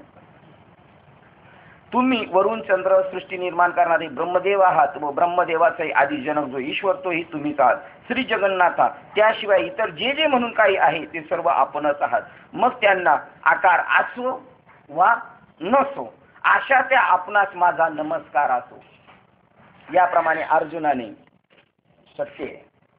अर्जुनाने सप्रेम चित्ताने स्तुतीपूर्वक नमस्कार केला व पुन्हा हे प्रभू तुम्हाला नमस्कार असो नमस्कार असो असे तो म्हणू लागला. नंतर श्रीकृष्णाच्या मूर्तीकडे नीट सान्निध्याने साध्यंत निहाळून पाहिले आणि पुन्हा हे प्रभू तुम्हाला नमस्कार असो असे दोनदा म्हणू लागला. त्या मूर्तीच्या एक एक अवयवाकडे पाहून चित्ताने समाधान पावला व पुन्हा हे प्रभू तुम्हाला नमस्कार असो दोनदा म्हणू लागला. या सावर जंगमात्मक विश्वात व प्राणी मात्रा सर्वत्र समव्याप्त असणाऱ्या देवास पाहून पुन्हा हे प्रभू नमस्कार असं म्हणू लागला. सर्व सृष्टीमध्ये असणाऱ्या परमात्म्याला पाहून नमस्कार म्हणू लागला. असे दोनदा म्हणू लागला. याप्रमाणे अनंत व अद्भुत अशी रूपे श्री अनंताच्या ठिकाणी आश्चर्यकारकरित्या प्रगट होत असलेली पाहून तो अर्जुन पुन्हा प्रभू नमस्कार असे म्हणू लागला. अनंत रूपे अनंत वेशे. असंच नाथ महाराजांच्या शिष्याला ज्ञान झालं आणि तो कोणाच्याही पाया पडायचं, त्याचं नाव दंडोत स्वामी झालं होतं. ही दृष्टी त्याला आली. नमस्ते प्रभू यापेक्षा जास्त दुसरी स्तुती करावायची त्यास काहीच आठवेना आणि स्वस्तही बसवेना अशी अर्जुनाची स्थिती होऊन तो कशा प्रेमभावाने नमस्ते प्रभू अशी गर्जना करीत होता हे मात्र काही कळत नाही. याप्रमाणे अर्जुनाने हजारो वेळा नमस्कार केले व तो पुन्हा श्रीहरीस म्हणाला की हे माझ्या समोर जे आपण दिसत आहात त्यात तुम्हाला नमस्कार असो. देवाला पाठपोट आहे की नाही याचा विचार चौकशी करून आम्हाला काय उपयोग आहे. तथापि हे स्वामी माझ्या पाठीमागे असणारे जे तुम्ही त्या तुम्हाला माझा नमस्कार. तुम्ही माझ्या पाठीशी उभे आहात म्हणून तुम्हाला पाठमोरे असे म्हणता येईल. परंतु हे देवा खरोखर तुम्ही जगाशी समोर किंवा पाठमोरे आहात असे काहीच म्हणता येत नाही. का? त्याचं कारण दिले कंसामध्ये साखरे महाराजांनी. कारण आपण विश्वात सर्वत्र ओतप्रोत व्याप्त आहात. मग तुम्हाला पाटणपोट काय? तुम्ही सगळीकडेच आहेत. तर माझ्या पाठीशी येत माझ्या पुढे असं म्हणताच येत नाही. आता तुमच्या निरनिराळ्या अवयवांचे वर्णन करण्याचे मला कळत नाही. म्हणून सर्वस्वी व सर्व स्वरूपी व सर्वांत अंतर्यामी आत्मस्वरूप असे जे तुम्ही, त्या तुम्हाला नमस्कार असो. म्हणजे सर्व प्राणी मात्राच्या ठिकाणी आत्मस्वरूपाने राहणाऱ्या त्या आत्म्याला नमस्कार. देवा, हे तुम्ही अनंत बळाच्या आवेशांचा साठा आहात. तुम्ही अगणित पराक्रमी व सर्वकाली सम म्हणजे एक रूपाने असणारे व सर्व स्वरूप असे आहात. सगळ्यांच्या स्वरूपाने कोण नटलेलं आहे? जे जे भेटेभूत ते माने जे भगवंत. हेच तुकाराम महाराज सांगितलं, विष्णुमय जग. हाच वैष्णवाचा धर्म. किंवा अजून एक ठिकाणी तुकाराम महाराज सांगतात, ऐसा ज्याचा अनुभव विश्वच देव सत्यत्वे. विश्वच देव. इथं 2 मिनिटं थांबून सत्यत्वाने म्हणजे मामासाहेब दांडेकरांनी आमच्या गावामध्ये एक बाबा ते म्हणे, मामासाहेब दांडेकरांनी आम्हाला या अभंगाच्या कडव्याचा असा अर्थ सांगितला, ऐसा ज्याचा अनुभव विश्वच देव. इथे 1 मिनिट थांबून विश्वच देव सत्यत्वे 101% आहे. सर्व स्वरूप असे आहात, त्या तुम्हाला नमस्कार असो. ज्याप्रमाणे सर्व आकाशात अवकाशच म्हणजे पोकळीच आकाशमयी होऊन असते, त्याप्रमाणे सर्व ठिकाणी अधिष्ठान रूपाने तुमची समान व्याप्ती असल्यामुळे तुम्हीच एकमेव सर्व रूपाने आहात. अद्वैत कुसरी विरळात जाणे, हे अद्वैत स्वरूप वर्णन केले. इथे एकच आहे, दुसरा आहे नाही. किंबहुना सर्वत्र तुम्हीच केवळ ओतप्रोत भरलेले आहात. पण ज्याप्रमाणे क्षीरसमुद्रात लाटाही दुधाच्याच येतात, त्याप्रमाणे हे विशाल विश्व तुमच्या अधिष्ठान स्वरूपावर भासत आहे. म्हणून देवा, तुम्ही या सर्व पदार्थापासून वेगळे नाही, असा देव कळून घ्यायचा आहे. असा देव चांगल्यांना कळालं नाही. आपल्याला हे ज्ञानेश्वर महाराज या रूपाने सांगणार का मिळालेले ज्ञान आता सर्व घटाघटामध्ये सर्वागती राम देहादेही जरी अनेक दिसले तरी एकच आहे, हे सांगायचं काम चालेल त्यांचं. म्हणून देवा, तुम्ही या सर्व पदार्थापासून वेगळेच नाही. कोणत्या पदार्थात तुम्ही नाही? चंदनाचे हात पाये ही चंदन, परिसा नाही ही कोणांग. परिसाला कोणत्याही बाजूने हात लावला तर ते सोनच करणारेच लोखंडाचं. दुसरी गोष्ट, चंदनाचे हात आणि पाय बाहुली चंदनाची, पण तिचे हात पाहिले तर चंदन, पाय पाहिले तर चंदन, डोकं पाहिले चंदन. साखर आहे, अजून साखरेचं उदाहरण काय? दीपा पाठी पोटीने अंदर साखर सर्वांग गोड.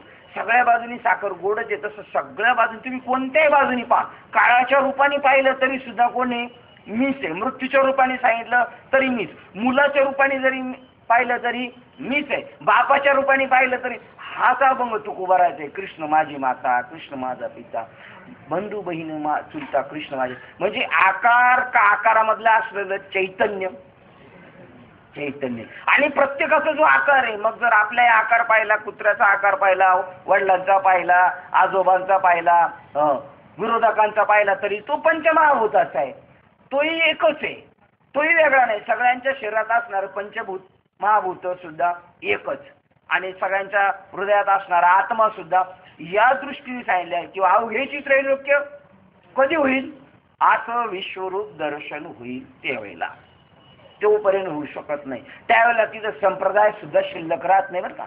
आमचा संप्रदाय लय महान हे सुद्धा शिल्लक राहत नाही. सगळे गंगा जरी पळत आली, समुद्राला जाऊन मिळाली, आणि गटार जरी जाऊन मिळालं, तर तिथं सागर रूपच होऊन राहतं.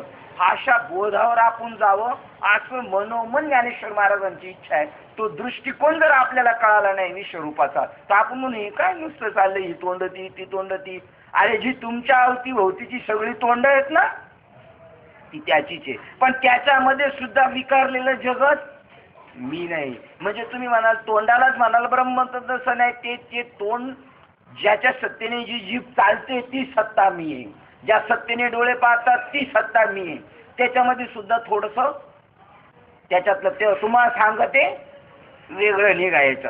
हा खिचडी कालाय तो 13व्या अध्यायात अजून स्पष्ट करणार आहे. पण तरी सुद्धा तुमची, आणि बाबा सुद्धा किती वेळा म्हणले, जोपर्यंत तुमची अशी दृष्टी होत नाही हे सगळंच विश्व ब्रह्म आहे, सर्व खलविदम ब्रह्म, तोपर्यंत यथार्थ ज्ञान प्राप्ती होऊ शकत नाही. जरी कळाला आता ते एकदेशी देव कळाला होता नामदेव महाराजांना, तो उपयोगाचा नाही. अर्जुनाला आता सुद्धा बघा लगेच पुढे उलगडा करणार आहे. तो म्हणून देवा, तुझा हा एकदेशी सगुण रूप आहे ना, मला आवडतं. ते नको बाबा, ते नको. अरे, ते नको म्हणजे तिथंच तुझी दृष्टी दृढ कर. पहा, एकदा मागे पण सांगितलं होतं की गायकवाड साहेबांनी बाबा स्कूटरवर जात असताना तिकडून एक आला, सायकल फुल पडला आणि पडला सायकलीवर दोघांचं एक पाऊल वाटेवरून जाताना. तर मग बाबा म्हणणे गाडी बाजूला उभी करा. त्याला जाऊन चौकशी केली, भाऊ तुला लागलं का काय? नाही. मग तो गेला निघून, ही बी आली निघून. तर मग गायकवाड साहेब सांगायला लागले, बाबा हाच माणूस मेन विरोधक होता आपल्या मेळाव्यांना वगैरे वगैरे लय आडकाठी करायचा. बाबा म्हणले हे सगळं सोडून द्यायचं, ते नाही पाहायचं, तू एक अधिष्ठान बघ, या उपाधी माझी गुप्त चैतन्य. मग हे आपण बी तेच पाहायचे. कोणाही जीवाचा न घडो हेच वर्म सर्वेश्वर, सगळेच ईश्वर आहे, हे पूजनाचे. म्हणून देवा तुम्ही सर्व पदार्थापासून वेगळे नाही व प्रत्ययास आले आहे, पदार्थापासून वेगळे नाही, हे माझ्या प्रत्ययास आले आहे. आता तुम्हीच सर्वत्र तुम्हीच घनदाट भरलेले आहात. भरला घनदाट हरी दिसे. त्या मोठ्या छोट्या ज्ञानेश्वरीचे विस्तृत वर्णन चाललेले आहे. परंतु प्रभू अशा सर्व व्यापकतेच्या ऐश्वर्याने संपन्न असणाऱ्या तुम्हा मी यापूर्वी मुळीच जाणत नव्हतो, म्हणून घाबरलेले. अजूनही आपल्याला जर एखादा भेडा माणूस दिसला ना, आपण घाबरलो, जसं साहेब रात्री म्हणले, जर आपण सापाला घाबरलो मग नाही कळालं आपल्याला, मग घाबरणार नाही का? जीव आपली दचकणार तर आपणच आहे. साधारण इकडं काय पडलं तरी माणूस दचकणार आहे. पण संत तेथे विवेक असण्याची का? हा जो परीक्षित राजा घाबरत नव्हता का सापाला? मग त्यांनी काचीचा बंगला का केला होता? काचीचं सांभाळून राहत होता. पण कशामध्ये येऊन साप त्याला चावून गेला? बोरामध्ये बी. म्हणजे घाबरून, म्हणजे होता वेळ तेवढे सांभाळण्याचा प्रयत्न करणार ना, सांभाळण्याचा प्रयत्नच करणार आहे तो. हो, पण ज्यावेळेला समोर आला त्यावेळेला त्यांचा विवेक जागृत झाला. का मी पळतोय?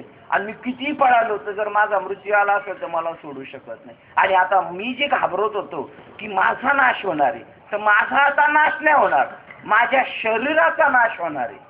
मग माझा नाश नाही होणार, मी शरीरापेक्षा वेगळा आहे आणि तो अमर आहे, तो चैतन्यमय, त्याचा केवळ तोच चिरंजीव आहे. आपल्या प्रत्येकाला आपण लहान होतो त्या चिरंजीव लिहिलं, पुढे श्री लिहिलेले, सौ लिहिलेले, याचा कधी नाश नाही होत.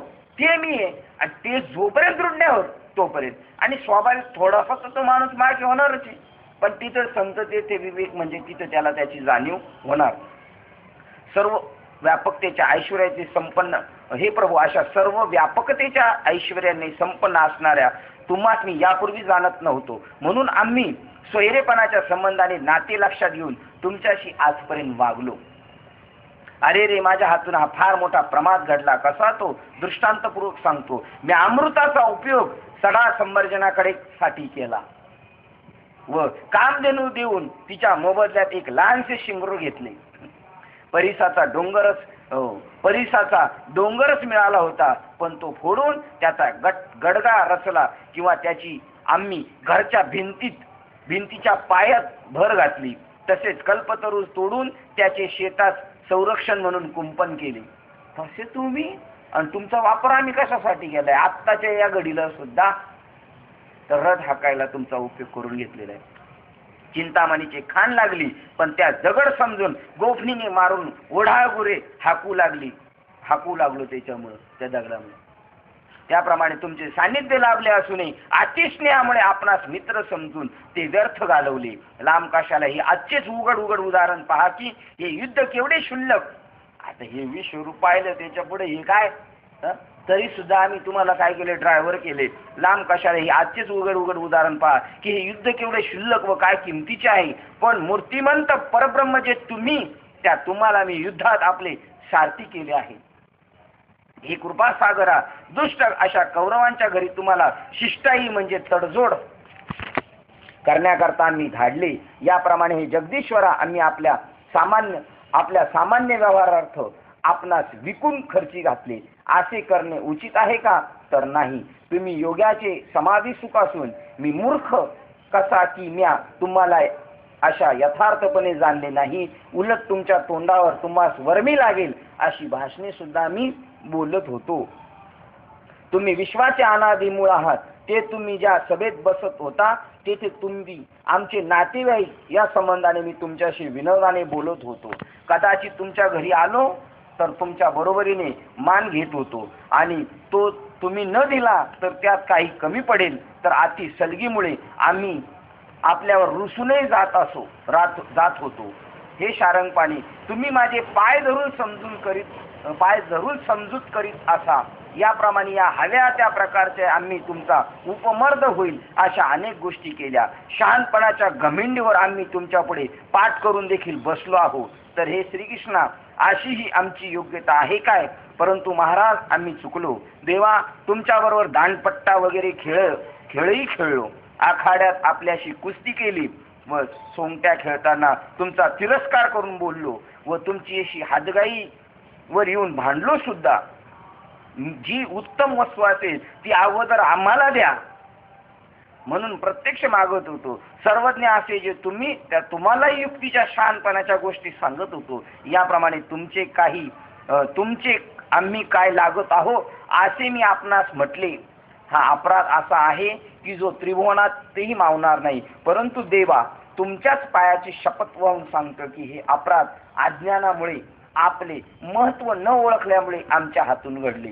आता मेवणाच होता, मग मेवण्याला किती राब होतो माणूस. आणि तो मामाचा पोरगा, म्हणजे आत्याच्या पोरांची परत वरसरपणात मामाच्या घरी गेलो म्हणजे अर्जुन देवाला जास्त त्रास द्यायचा. खेळताना सुद्धा, अमुक तमुक करताना सुद्धा. अहो, न ओळखल्यामुळे आमच्या हातून घडले. अहो देवानी जीवनाच्या वेळेस खरोखर मोठ्या प्रेमाने माझी आठवण करावी, परंतु काय माझा निर्लज्ज गर्व पहा की मी फुगून रुसून बसत होतो. देवाच्या अंतपुरातही खेळताना माझ्या मनात शंकाही उत्पन्न होत नसे. इतकेच काय, पण आमच्या अंथरुणावर जाऊन मी इतकेच नव्हे, पण आपल्या अंथरुणावर जाऊन मी शेजारी निजत होतो. मी तुम्हाला कृष्णा म्हणून हाक मारित होतो. इतर यादवाप्रमाणे तुम्हालाही एक यादव मानित होतो. आणि आपण जाऊ लागलो म्हणजे मी आपणास आपली शपथ घालीत होतो. जाऊ नका, आमची शपथ आहे तुम्हाला. माझे तुमच्या बरोबरीने एका आसनावर बसणे किंवा तुमचा शब्द मोडणे व अशा गोष्टी अति परिचयामुळे पुष्कळ वेळा घडल्या आहेत. परंतु हे अनंता, आता अशा अमर्यादेच्या माझ्या हातून घडलेल्या किती म्हणून गोष्टी सांगू, तर मी सर्व अपराधाची रासच आहे. म्हणून हे प्रभू, तुमच्या समक्ष किंवा पश्चात जितक्या म्हणून माझ्या हातून वाईट गोष्टी घडल्या असतील तितक्या आपण आईप्रमाणे पोटात घालाव्यात. महाराज, एखाद्या वेळेस नद्या गढूळ पाणी घेऊन समुद्रात मिळण्यास येतात, तेव्हा त्या गढूळ पाण्याला समुद्र आपल्या पोटात समाविष्ट करून घेतले. गढूळ पाण्यात समुद्रात घेऊन तेव्हा त्या गढूळ पाण्याला समुद्रात आपल्या पोटात समाविष्ट करून घेतले पाहिजे. त्याविना दुसरा उपायच नाही. त्याप्रमाणे प्रीतीने म्हणा अथवा चुकीने म्हणा, देवा, माझ्याकडून तुम्हाला विरुद्ध अशी जी भाषणे बोलली गेली ती हे मुकुंदा सहन करून पोटात घाला. तुमच्याशिवाय कोण पोटात घालील? देवा, तुमच्या सहनशीलतेमुळे, क्षमत्वामुळे ही क्षमा पृथ्वी प्राणीमात्राचा भार सहन करण्यास समर्थ झाली आहे. म्हणून हे पुरुषोत्तमा, जितकी तुमची विनंती करावी तितकी थोडीच आहे. तर आता ही अतर्क्या श्रीकृष्णा, तुमचा दास म्हणविलेला मी तुम्हाला शरण आलो आहे. तर मला माझ्या या सर्व अपराधाची क्षमा करावी. हे श्रीकृष्णा, तुमचा महिमा मी आता यथार्थ जाणला आहे. देवा, तुम्ही या चराचरात्मक विश्वाचे उत्पत्ती स्थान आहात. हे देवा, तुम्ही विष्णू, शंकर आदी करून सर्व देवांचे परमदैवत आहात. विष्णू, भगवान शंकर आणि सर्व जे देव त्यांचे सुद्धा परमदैवत आहात. आणि वेदांनाही पडवणारे मूळ गुरु तुम्हीच आहात. हे श्रीरामा, तुम्ही गंभीर असून सर्व भूतांच्या ठिकाणी तुमची समदृष्टी किंवा समव्याप्ती आहे. तुम्ही सर्व गुणात अप्रतिम असून तत्वता अद्वितीय आहात. तुमच्या बरोबरीचा दुसरा कोणी नाही हे सांगावयास कशाला पाहिजे. तुमच्यापासून निर्माण झालेली जे आकाश आहे त्यातच हे सर्व जग सामावले आहे. त्या तुमच्या बरोबरीचे दुसरे कोणी आहे असे म्हणणेच लज्जास्पद होय. तुमच्या बरोबरीचे दुसरे कोण नाही. याजवळ लगेच विश्लेषण करून टाकलं. तुमच्यातून आकाश निर्माण झाले, त्या आकाशात सगळं जग सामावलेले म्हणल्यानंतर तुमच्यापेक्षा दुसरा कोण श्रेष्ठ नाही म्हणणंच योग्य नाही. तुमच्यापेक्षा दुसरा कोणी अधिक आहे ही तर गोष्टच बोलायच नको. म्हणून सर्व त्रिभुवनात तुम्ही एकच असून तुमचा सदृश्य बरोबरीचा किंवा तुमच्याहून अधिक दुसरा कोणी नाही व तुमचा महिमा आगात आहे. तो वर्णन करण्यास आम्ही सर्वता असमर्थ असल्यामुळे ते कसे वालावे हे कळत नाही. याप्रमाणे बोलून अर्जुनाने भगवंता साष्टांग नमस्कार केला. त्यावेळी त्याला अष्टसात्विक भावाचे भरते आले. मग गहिवरून म्हणू लागला, प्रसन्न व्हा देवा, मला अपराध रूपी समुद्रातून बाहेर काढा. तुम्ही आमचे नातेवाईक आहात अशा समजुतीने तुम्हा विश्वसू हृदयाला मी कधीच मान दिला नाही व तुम्ही सर्व विश्वाचे ईश्वर आहात असे कोणी म्हटले तर उलट आम्ही त्याची आश्चर्य करून आपल्याच ऐश्वर्याची घमेंड करत केली. वास्तविक तुम्हीच तुमचे वर्णन करणे योग्य असताही सभेमध्ये जो तुम्ही प्रेमाने माझे वर्णन करावे तो गर्वाने चढून जाऊन मी अधिकच बडबड करीत होतो. हे मुकुंदा, असे जे माझ्या हातून एक ना अनेक अपराध झाले आहेत त्यात सीमा अशी नाहीच, म्हणून त्या साऱ्या अपराधापासून माझे रक्षण करा. अहो, अशी तुमची प्रार्थना करण्याची देखील योग्यता माझ्या अंगी नाही, पण लहान मूल जसे बापाशी लढीवाळपणाने बोलते त्याप्रमाणे मी म्हणतो, प्रभो, पुत्राच्या हातून पुष्कळ अपराध घडले असले तरी पिता दुजाभाव सोडून जसे ते सर्व सहन करतो तसे महाराज माझे सर्व अपराध तुम्ही सहन करा. देवा, मित्राचा उद्धटपणा जसा बरोबरीचा मित्र निवांतपणे सहन करतो तसे माझे हातून घडलेले सर्व अपराध तुम्ही सहन करा. ज्याप्रमाणे आपल्या आवडत्या मित्राकडून आपला सन्मान व्हावा अशी कधी कोणी मुळीच अपेक्षा करीत नाही, त्याप्रमाणे राजश्री यज्ञात तुम्ही उष्टी हो काढलीच, याला काय म्हणावे, पण आता त्याची क्षमा करावी. यांच्या घरच्या कामामध्ये देवानी पत्रवळी उचलल्या आणि बाबांचं आपल्या वाक्य, असा कोण आता महाराज आहे का धर्माच्या कार्यामध्ये उष्ट्या पत्रवळ्या उचली आणि आहे त्याला नाही स्वीकारायचं? असा कोण माणूस आहे का असा एखादा तुमच्या डोळ्यापुढे का काल्याच्या कीर्तनात महाराजांनी पत्रवळी उचलल्या? असं आहे का एखादा?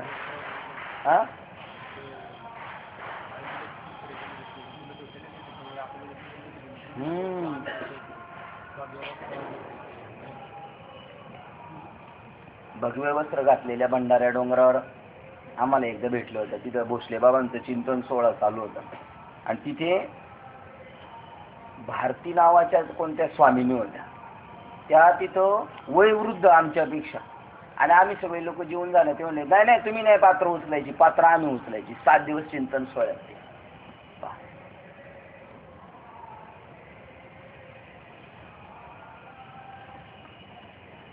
किंवा आपला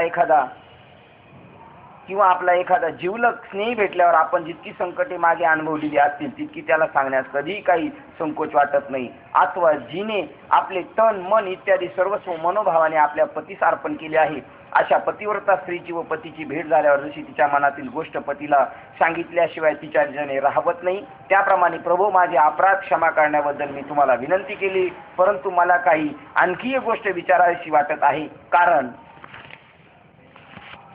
श्रीकृष्णा तुमच्याशी सलगी करून विश्वरूप दाखवा म्हणून जो छंद घेतला तो आपण अत्यंत दयावंत मायबापाने पुरवला. कौतुकाने अंगणात कल्पतरू लावण्याची व कामधनीची वासरी खेळात देण्यासारखी माझी हौस आपण पुरवली. तसेच मी साध्या फाशाच्या ऐवजी नक्षत्रांच्या फाशांनी डाव खेळण्या व चेंडूच्या ऐवजी चंद्रसा मला आणून द्यावा अशा पैकीच ही माझी सर्व हौस होती. तरी तुम्ही मातेप्रमाणे तो छंद पूर्ण केला. जे अमृत थोडके मिळवण्याकरता अतीव परिश्रम पडतात त्याचा 4 महिने पाऊस पाडला आणि सर्व जमीन पेरण्यासाठी उत्तम रीतीने तयार करून तिचा प्रत्येक वाफ्यातून चिंतामणी चित पेरणी केली.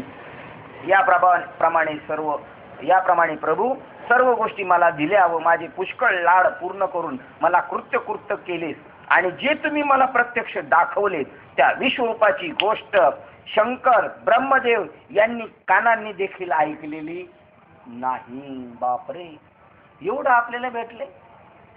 अजून असं आपल्याला वाटते का? असं वाटतं का ब्रह्मदेवाला नाही भेटलं, शंकराला नाही भेटलं, ते आपल्याला भेटलं असं वाटते? असं अजून आपल्या बाबांनाच नाही वाटत. आपल्याला कधी वाटलं ते? काय एवढं भेटले? आणि असं आता जाणारे बाजूच्या लोकांनी ऐकलं तर पारायण करून कळालं असेल की हे वाक्य पारायण करणाराला, आणि मग ते म्हणणारच ना तुम्हाला. जर तुम्ही म्हणले आम्हाला भेटले, हा असा एक महासंप्रदाय निघाला आणि तो म्हणतोय आम्हाला भेटले, अरे आम्ही एवढे दिवस करतो, तुम्हाला काय घेऊन बसले? तुमचा कुठे हिसाब करता याच्यामध्ये? ब्रह्मदेवाला आणि शंकराला नाही भेटलं तर तुमचा कुठे हिसाब लावत बसायचा? तुम्हाला नाही भेटलं, आम्ही काशीला राहिलो, काशीला मग राहिले तुम्ही मजा मौज करायला राहिले असाल तिथं. आम्ही मुंबईला राहिलो तुम्ही काशीला राहिले, काय गावाला राहिले, फरक काय का? काय मिळालं असं? ज्या दिवशी अशी भूमिका आपली होईल, आपल्याला युक्ती दिलेली, युक्तीचा चिमटा काढलेला आहे आपल्याला साधूने. हे सगळं ते आपल्याला अक्कल येते. जरी आपण काही जरी डॅशिंगपणा केला, कुठं काही जरी आपलं झालं तर आपण त्यावेळेला जरा आपला तोल जाऊ शकतो, पण परत थोड्या वेळाने आपल्या ध्यानात येणार असं करायला नव्हतं पाहिजे यार. तो बी सगळा भगवंत आहे. पण हे कसं आहे, पुलावरून पाणी गेल्यावर बी नाही झालं पाहिजे, त्याच्या अगोदरच कळालं तर बरं. आहे की नाही, पुलावरून पाणी जायच्या अगोदरच कळालेलं तर बरं. अर्जुन म्हणतोय ब्रह्मदेवाला नाही, आणि जे तुम्ही मला प्रत्यक्ष दाखवले त्या विश्वरूपाची गोष्ट शंकर आणि ब्रह्मदेव यांनी अजून कानाने ऐकली नाही तर पाहण्याचा विषय सोडून द्या. आणि गायकवाड ते सुद्धा म्हणतात, काय काय महाराज म्हणतात, हे असं अजून आम्ही कधी तर पाहिलंच नाही. पाहिलं नाही तर पाहून घे, योग आलाय, पुन्हा हे मिळणार नाही पाहायला.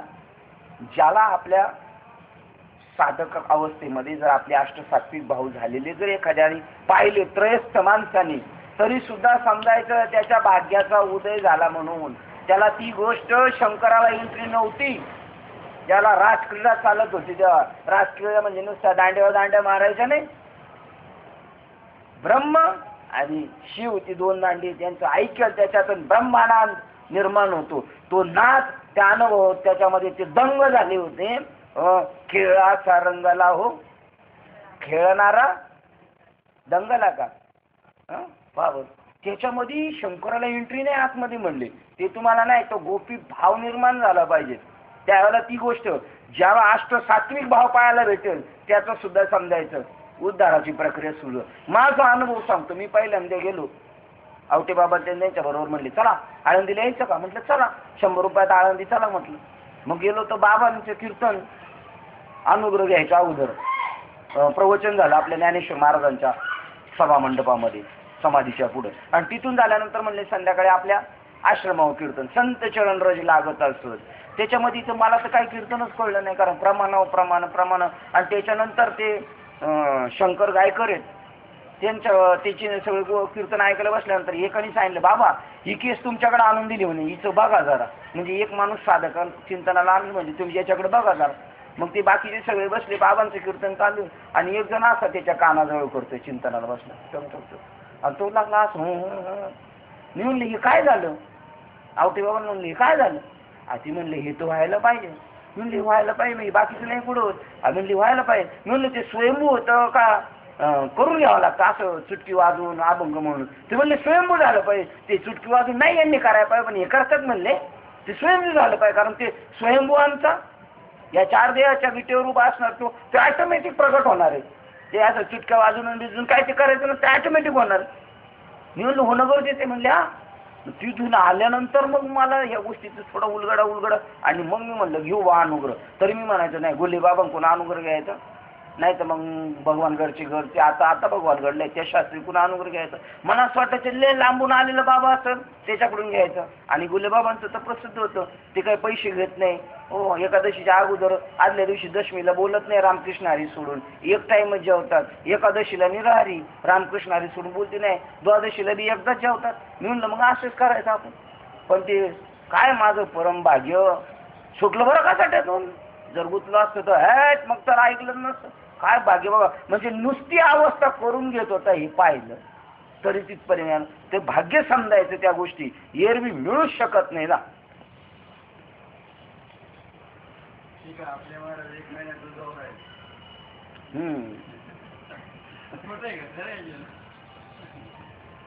ते दुधावर राहिले ना आपण सब कोण गाठी, कोण पुण्य कोण गाठी, जाती ऐसी याची संगाती, जाती ऐसी याची संगाती. जी दरिला कृष्ण मानी, जी दरिला कृष्ण मानी, दिले संसाराची पाणी, दिले संसाराची पाणी.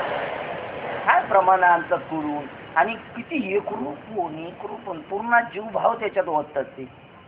कोण आशांची संगती घडणारे, कोणाची संगती ज्यांनी संसाराला पाणी दिले, नुसतं जेवताना ताटावर पाणी सोडले त्याची नको संगत. ज्यांनी संसारावर पाणी सोडलेले आशांची संगत घडली, काय पुण्य असेल काय कर्म असेल आपलं. प्रत्यक्ष ब्रह्मदेव यांनी सुद्धा कानाने ऐकले. मग ते त्यांच्या दृष्टीत कुठून पडणार, पण क्लिअरच करून टाकलं. कानाने ऐकलं नाही तर डोळ्याने कधी पाहिलं, आणि ज्या दिवशी त्यांना ते तसलं दिसलं तर ते सृष्टीचं कामकाज करू शकत नाही. कारण कोणाला शासन करणार आणि कोणाला काय करणार आहे? अहो, विष्णूला सुद्धा एक प्रकारचं त्याला ते काम दिलेलं आहे सृष्टीचं उत्पत्ती करायला. त्यांना त्यांच्या स्वरूपाचं ज्ञान झालं, संपलं विषय. ते ती दुटीच करू शकणार नाही. ती कल्पाच्या आरंभापासून आजच्या घटकेपर्यंत जितके माझे जन्म होऊन गेले, काय वाक्य, जितके माझे जन्म होऊन त्या सर्व जन्मात प्रत्येक जन्माचा मी झाडा घेऊन पाहतो आहे, परंतु या विश्वरूपाची गोष्ट मी कधीच ऐकलेली नाही.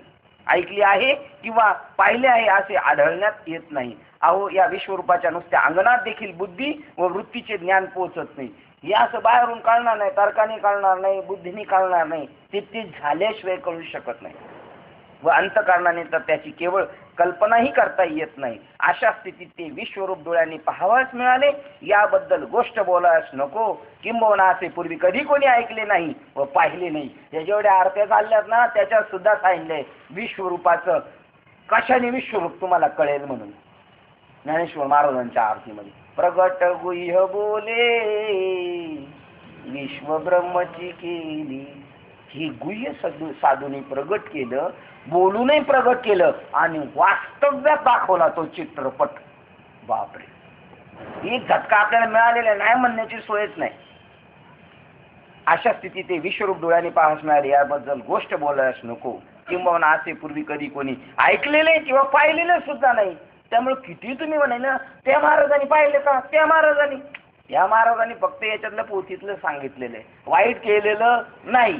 पण ज्याच्यासाठी भक्ती करायची, मुक्ती मिळवण्यासाठी, ते मात्र ते घडलेलं नाही.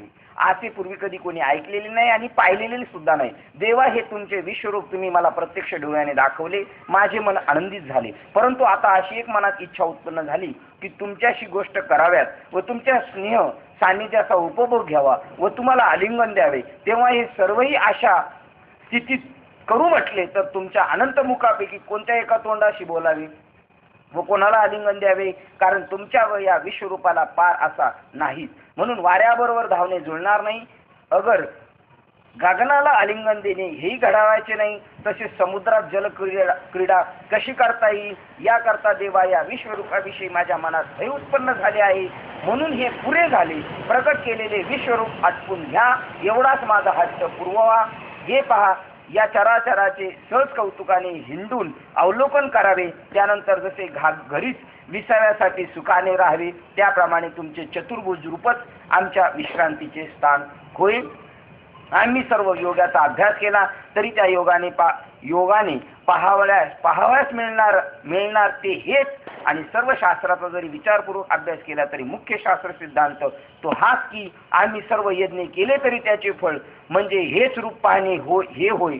व याच करता सर्व तीर्थयात्रा कराव्या लागतात. आणखी जे काही पुण्य अथवा दान आम्ही करू त्याचे फलस्थानी तुमचे चतुर्भुज रूप हेच फल होय. आता चुकीचं बोलला अर्जुन, आता चुकीचं बोलला. आणि आताचे एवढे लोक बोलतात ते हेच चुकीचं बोलतात. आता एवढं बोललं नाही 4 वाक्य, ती अर्जुनाची चुकीची.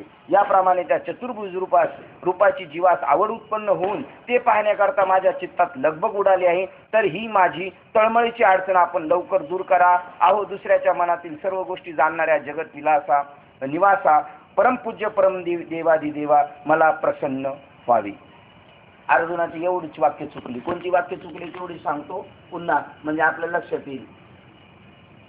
हे सगळं कशासाठी करायचं? आता तुझ्याशी भेट करता यायची नाही आणि ह्या विश्वरूपाला कोण आले म्हणजे त्याच्यासाठी आता ते तुमचं रूप आवरून घ्या, चतुर्भुज रूप दाखवा. आणि आम्ही जेवढी बी पुण्यकर्म केली असेल ती काय पाहण्यासाठी? हे चतुर्भुज रूप पाहण्यासाठी. हे म्हणतात सावली पाहण्यासाठी. त्याच्यासाठी करायची का? म्हणजे अंग सोडून पडछाईला आलिंगन द्यायचं का? हे पहा, चराचरामध्ये कौतुकाने हिंडून अवलोकन करावे. याकरता देवा विश्वरूपातील माझ्या मन भय उत्पन्न झाले आहे. म्हणून पुरे कर आणि प्रगट होऊन मी घाबरलेले आता कर आणि ते माझं घाबरेपणा जाऊन तुझं चतुर्भुज रूप मिळावं. म्हणून हे पहा, या चराचराकडे सहज कौतुकाने हिंडून अवलोकन करावे. त्यानंतर जसे घागरीत विसाव्यासाठी सुखाने राहावे, त्याप्रमाणे चतुर्भुज रूपच आमच्या विश्रांतीचे स्थान होय. आम्ही सर्व योगाचा अभ्यास केला तरी त्या योगाने पाहावयास मिळणारे ते हे सगुण रूप नाही. सर्व शास्त्राचा जरी विचारपूर्वक अभ्यास केला तरी मुख्य शास्त्र सिद्धांत हाच आहे, चतुर्भुज रूप पाहावं नाही. आम्ही सर्व यज्ञ केले तरी त्याचे फळ म्हणजे हेच रूप पाहणे होय? नाही. जे बी तुम्ही यज्ञ केले ते सर्व व्यापक ईश्वराला जाणायला आणि म्हणजेच तुमच्या मूळ स्वरूपाला जाणण्यासाठी. आम्ही सर्व यज्ञ केले तरी त्याचे फळ म्हणजे हे रूप पाहणे होय? व याच रूपाकरता सर्व तीर्थयात्रा कराव्या लागतात? नाही. आणखीन जे काही पुण्य का अथवा दान आम्ही करू याचे फलस्थानी तुमचे चतुर्भुज रूप हेच फक्त होय? याप्रमाणे त्या चतुर्भुज रूपाची जीवास आवड उत्पन्न होऊन हे पाहण्याकरता माझ्या चित्तात लगबग उडाली आहे. तर माझी तळमळीची अडचण आपण लवकर दूर करा. अहो दुसऱ्याच्या मनातील सर्व गोष्टी जाणणाऱ्या जगन्निवासा परमपूज्य देवादी देवा मला प्रसन्न व्हावी. देवानी ही 400 चुकीची वाक्य बोलल्यामुळं देव आता 400 श्लोक या अध्यायाच्या अजून वाढवणार आणि अर्जुनाच्या 2-3 ध्यानात धपाधप ठेवून मूर्खा तुला काय दाखवलं रे मी? तू काय आता शुल्लक गोष्ट मागतोय? पण तुला आता कळत नाही म्हणतो मी तीर्थयात्रा याच्यासाठीच केल्या, सगुण रूप पाहण्यासाठी, यज्ञ दान केले याच्यासाठी बुळीच करायचं नाही. जे आपला आत्मस्वरूप आहे तेच विश्वव्यापक आत्मा आहे, त्या ब्रह्मस्वरूपाला प्राप्त करण्यासाठी करायचे. आकाराच्या देवाला भजून निराकारापर्यंत पोहोचायचे, कारण माध्यम तर कोणतरी घ्यावं लागेल हे मात्र निश्चित आहे. म्हणूनच ते गुरुचं माध्यम आहे. गुरु साक्षात परब्रह्म म्हणजे त्याच्या माध्यमातून तिथपर्यंत जायचंय. उदाहरण मागच्या अध्यायात झालं, गावच्या ओढ्यांना नाल्यांना जर समुद्राला मिळायचं असेल तर त्यांनी गंगेचा आश्रय करणं गरजेचं आहे. आणि ते का त्यांना एकदा त्यांनी एवढंच करायचं फक्त काय? गावच्या नाल्यांनी ओढ्यांनी काय करायचं? फक्त गंगेला मिळायचं एवढंच त्यांनी करायचं. तिथून पुढे त्यांना काही करावं लागत ते ऑटोमॅटिक घडतं. अनुग्रह मिळवण्यापर्यंतच आपल्याला जास्त पराकाष्ठा प्रयत्न करायचे. एकदा का आपण त्या सत्संगामध्ये सामील झालो का ऑटोमॅटिक त्या गोष्टी होऊन जाणार. 50% आपल्याला परमार्थ करावा लागतो. किती? 50%च पण इमानदारीने करावा लागतो. का 50% पुढचा आहे ना ऑटोमॅटिक सहज होऊन जातो. जसं संसार मात्र कसा सहज होतो, फक्त ऑफिसमध्ये कामावर जायचं एवढीच असते. सही करून आतमध्ये गेला का त्याचा दिवस लागू झाला. तसं एवढंच करायचं आपल्याला काय ऑटोमॅटिक घडतो. पुढच्या श्लोकामध्ये देव अजून एक श्लोक बोलणार आहे. हे लय मला भीती वाटते. मग देव त्याला पुढे सांगणार आहे. मध्ये एक आपला ड्रॉप होणार आहे. उद्याचा दिवस आपण ओळ क्रमांक 599 ला थांबतोय. एक दिवस आपला चालणार आहे. अतिव महत्वाचा पुढचा टप्पा आहे. शंकराला माहित नाही आणि विष्णूला त्याची कल्पना नाही. याच गोष्टीवरती केला नाना दैवतांना पूजणं, पण आत्मज्ञान विना पार्थ सर्व कर्म निरर्थकम, काहीच उपयोगाचं नाही. एवढं करून सुद्धा हरिपाठ सुद्धा हे सांगतो, जप तप कर्म हरिविन धर्म. हरी म्हणजे आत्मा, राम कृष्ण आणि हरी. हरी जो आहे ना रामकृष्ण हरी मधला, हरी म्हणजे आत्मा. आत्मा परमप्रिय हरी, त्याचा नाम कीर्तनाचा हर्ष बारी. नित्य नवी आवडी बुरी सबाई अंतरी हरी प्रगती. आत्म्याला हरी म्हटलेले. मग रामाचं तुम्ही सांगू शकता चरित्र संपूर्ण रामायण, कृष्णाचं भागवत रूपाने किंवा कृष्ण लीला काल्याच्या कीर्तनाने सांगाल, पण हरीबद्दल काय सांगणार? जो हरीबद्दल सांगतो तो संत महात्मा आहे. आणि म्हणून या दृष्टीने आता मला या स्पॉटला कळालेल्या प्रमाणाचा उलगडा सांगतो. हरी प्राप्तीशी उपाय, राम प्राप्तीशी उपाय नाही, कृष्ण प्राप्तीशी उपाय नाही, हरी प्राप्तीशी उपाय म्हणजे आत्म्याच्या प्राप्तीशी उपाय धरावे. कारण संतांनाच आत्म्याचं ज्ञान आहे. तुकाराम महाराज सांगतात, ज्याची पदवी त्याला इतरांना साधी, संतांना उमजे आत्मसू. संतांनाच आत्मज्ञान कळतं, बाकीच्यांना बाहेरचं ज्ञान कळतं. याचं ज्ञानेश्वरी त्याच शब्दाला काय शब्द आहे? बाहेरचं ज्ञान म्हणतो त्याला म्हणतात विपरीत ज्ञान कळते. त्यांना आत्म्याचा विपरीत ज्ञान कळतं. आणि ज्ञानेश्वरीचा जो विषय आहे ते यथार्थ ज्ञान आहे. यथार्थ ज्ञान संत सांगतात आणि विपरीत ज्ञान संताचं सोंग करणारे सांगतात. बाबर पण म्हणजे शब्दात सुद्धा यथार्थ ज्ञान आणि विपरीत ज्ञान एवढा जरी उलगडा झाला ना तर आपल्याला कळेल बाजारातून कोणता माल आणला पाहिजे, कोणत्या महाराजाशी संलग्न राहिलं पाहिजे, कशाची संगत नाही तर आयुष्य फेल जाणार. सोंगाड्यांबरोबर राहून आयुष्य फेल जाईल आपलं. मग जन्म आलं त्याचा काय उपयोग होणार आहे आपला? असं खालकोल्या ते पिऊन मेले, खाऊन काही मेले आणि फक्त टाळपट वाजवता मेले, पण आत्म्याची ओळख नाही झाली. त्याच्याबद्दल बाबांचं वाक्य किती वादग्रस्त आहे. ते फक्त टाळपट वादावर कीर्तन करतात, ते फक्त ढोलकीन तुंतुने तमाशा करतात आणि हे टाळणपक वादावर करतात. काय तमाशा. हे असं बाबांचं वाक्य बरं का, आपलं नाही. आणि करायची असेल केस तर करा त्यांच्यावर. आता त्यांच्यावर केस करा यांना कुठं जावं लागेल. आपणही बोलू शकतो पण कशाला उगाच त्यांच्यावर माल संपवलं म्हणजे चाललं. संत तुकाराम महाराज असे म्हणतात, किती सांगू तरी नाही ऐकती. म्हणजे आपण म्हणलो असं होत नाही आणि आपण म्हणल्याशिवाय राहिलो नाही. आता थोडी तुकाराम महाराज म्हणले, आपणच म्हणलो बटकीचे पण आपल्याकडे नाही घेतलं. तुकाराम महाराज म्हणतात, म्हणलं ते म्हणते मग मग खातो फटका, मग काय करू बाबा. तू म्हणत असेल तर तू काय एवढा शहाण आहे का. त्यामुळे तुकाराम महाराज म्हणतात तेवढं आपण ज्ञानी व्हायचं बरं का. आपण शहाण व्हायचं आणि जगाला शहाण करायचं. त्याच्यासाठी बघा केवढा बंदोबस्त. आता हा आवाज विश्वरूपाचा 11व्या अध्यायाचा बाहेर नाही गेला पाहिजे. ब्रह्मदेवानी ऐकलं, सगळं कंपाऊंड करून पॅक करून आपल्याला आत घेतलं. किती सेफ्टी सर्व्हिस आपल्याला दिलेली, किती सेफ्टी सर्व्हिस आहे. वेळ आपले 10 मिनिटं जास्त घेतली, माफ करा. झालेली सेवा हृदयस्थ सद्गुरू सच्चिदानंद श्रीपाद बाबा रामदास बाबा अधिष्ठान परमात्मा श्री गणरायाच्या चरणावर आणि तुम्हा सर्वज्ञांच्या चरणावर सेवा समर्पित करून सेवेला आपण इथे पूर्ण विराम देऊया. पुंडली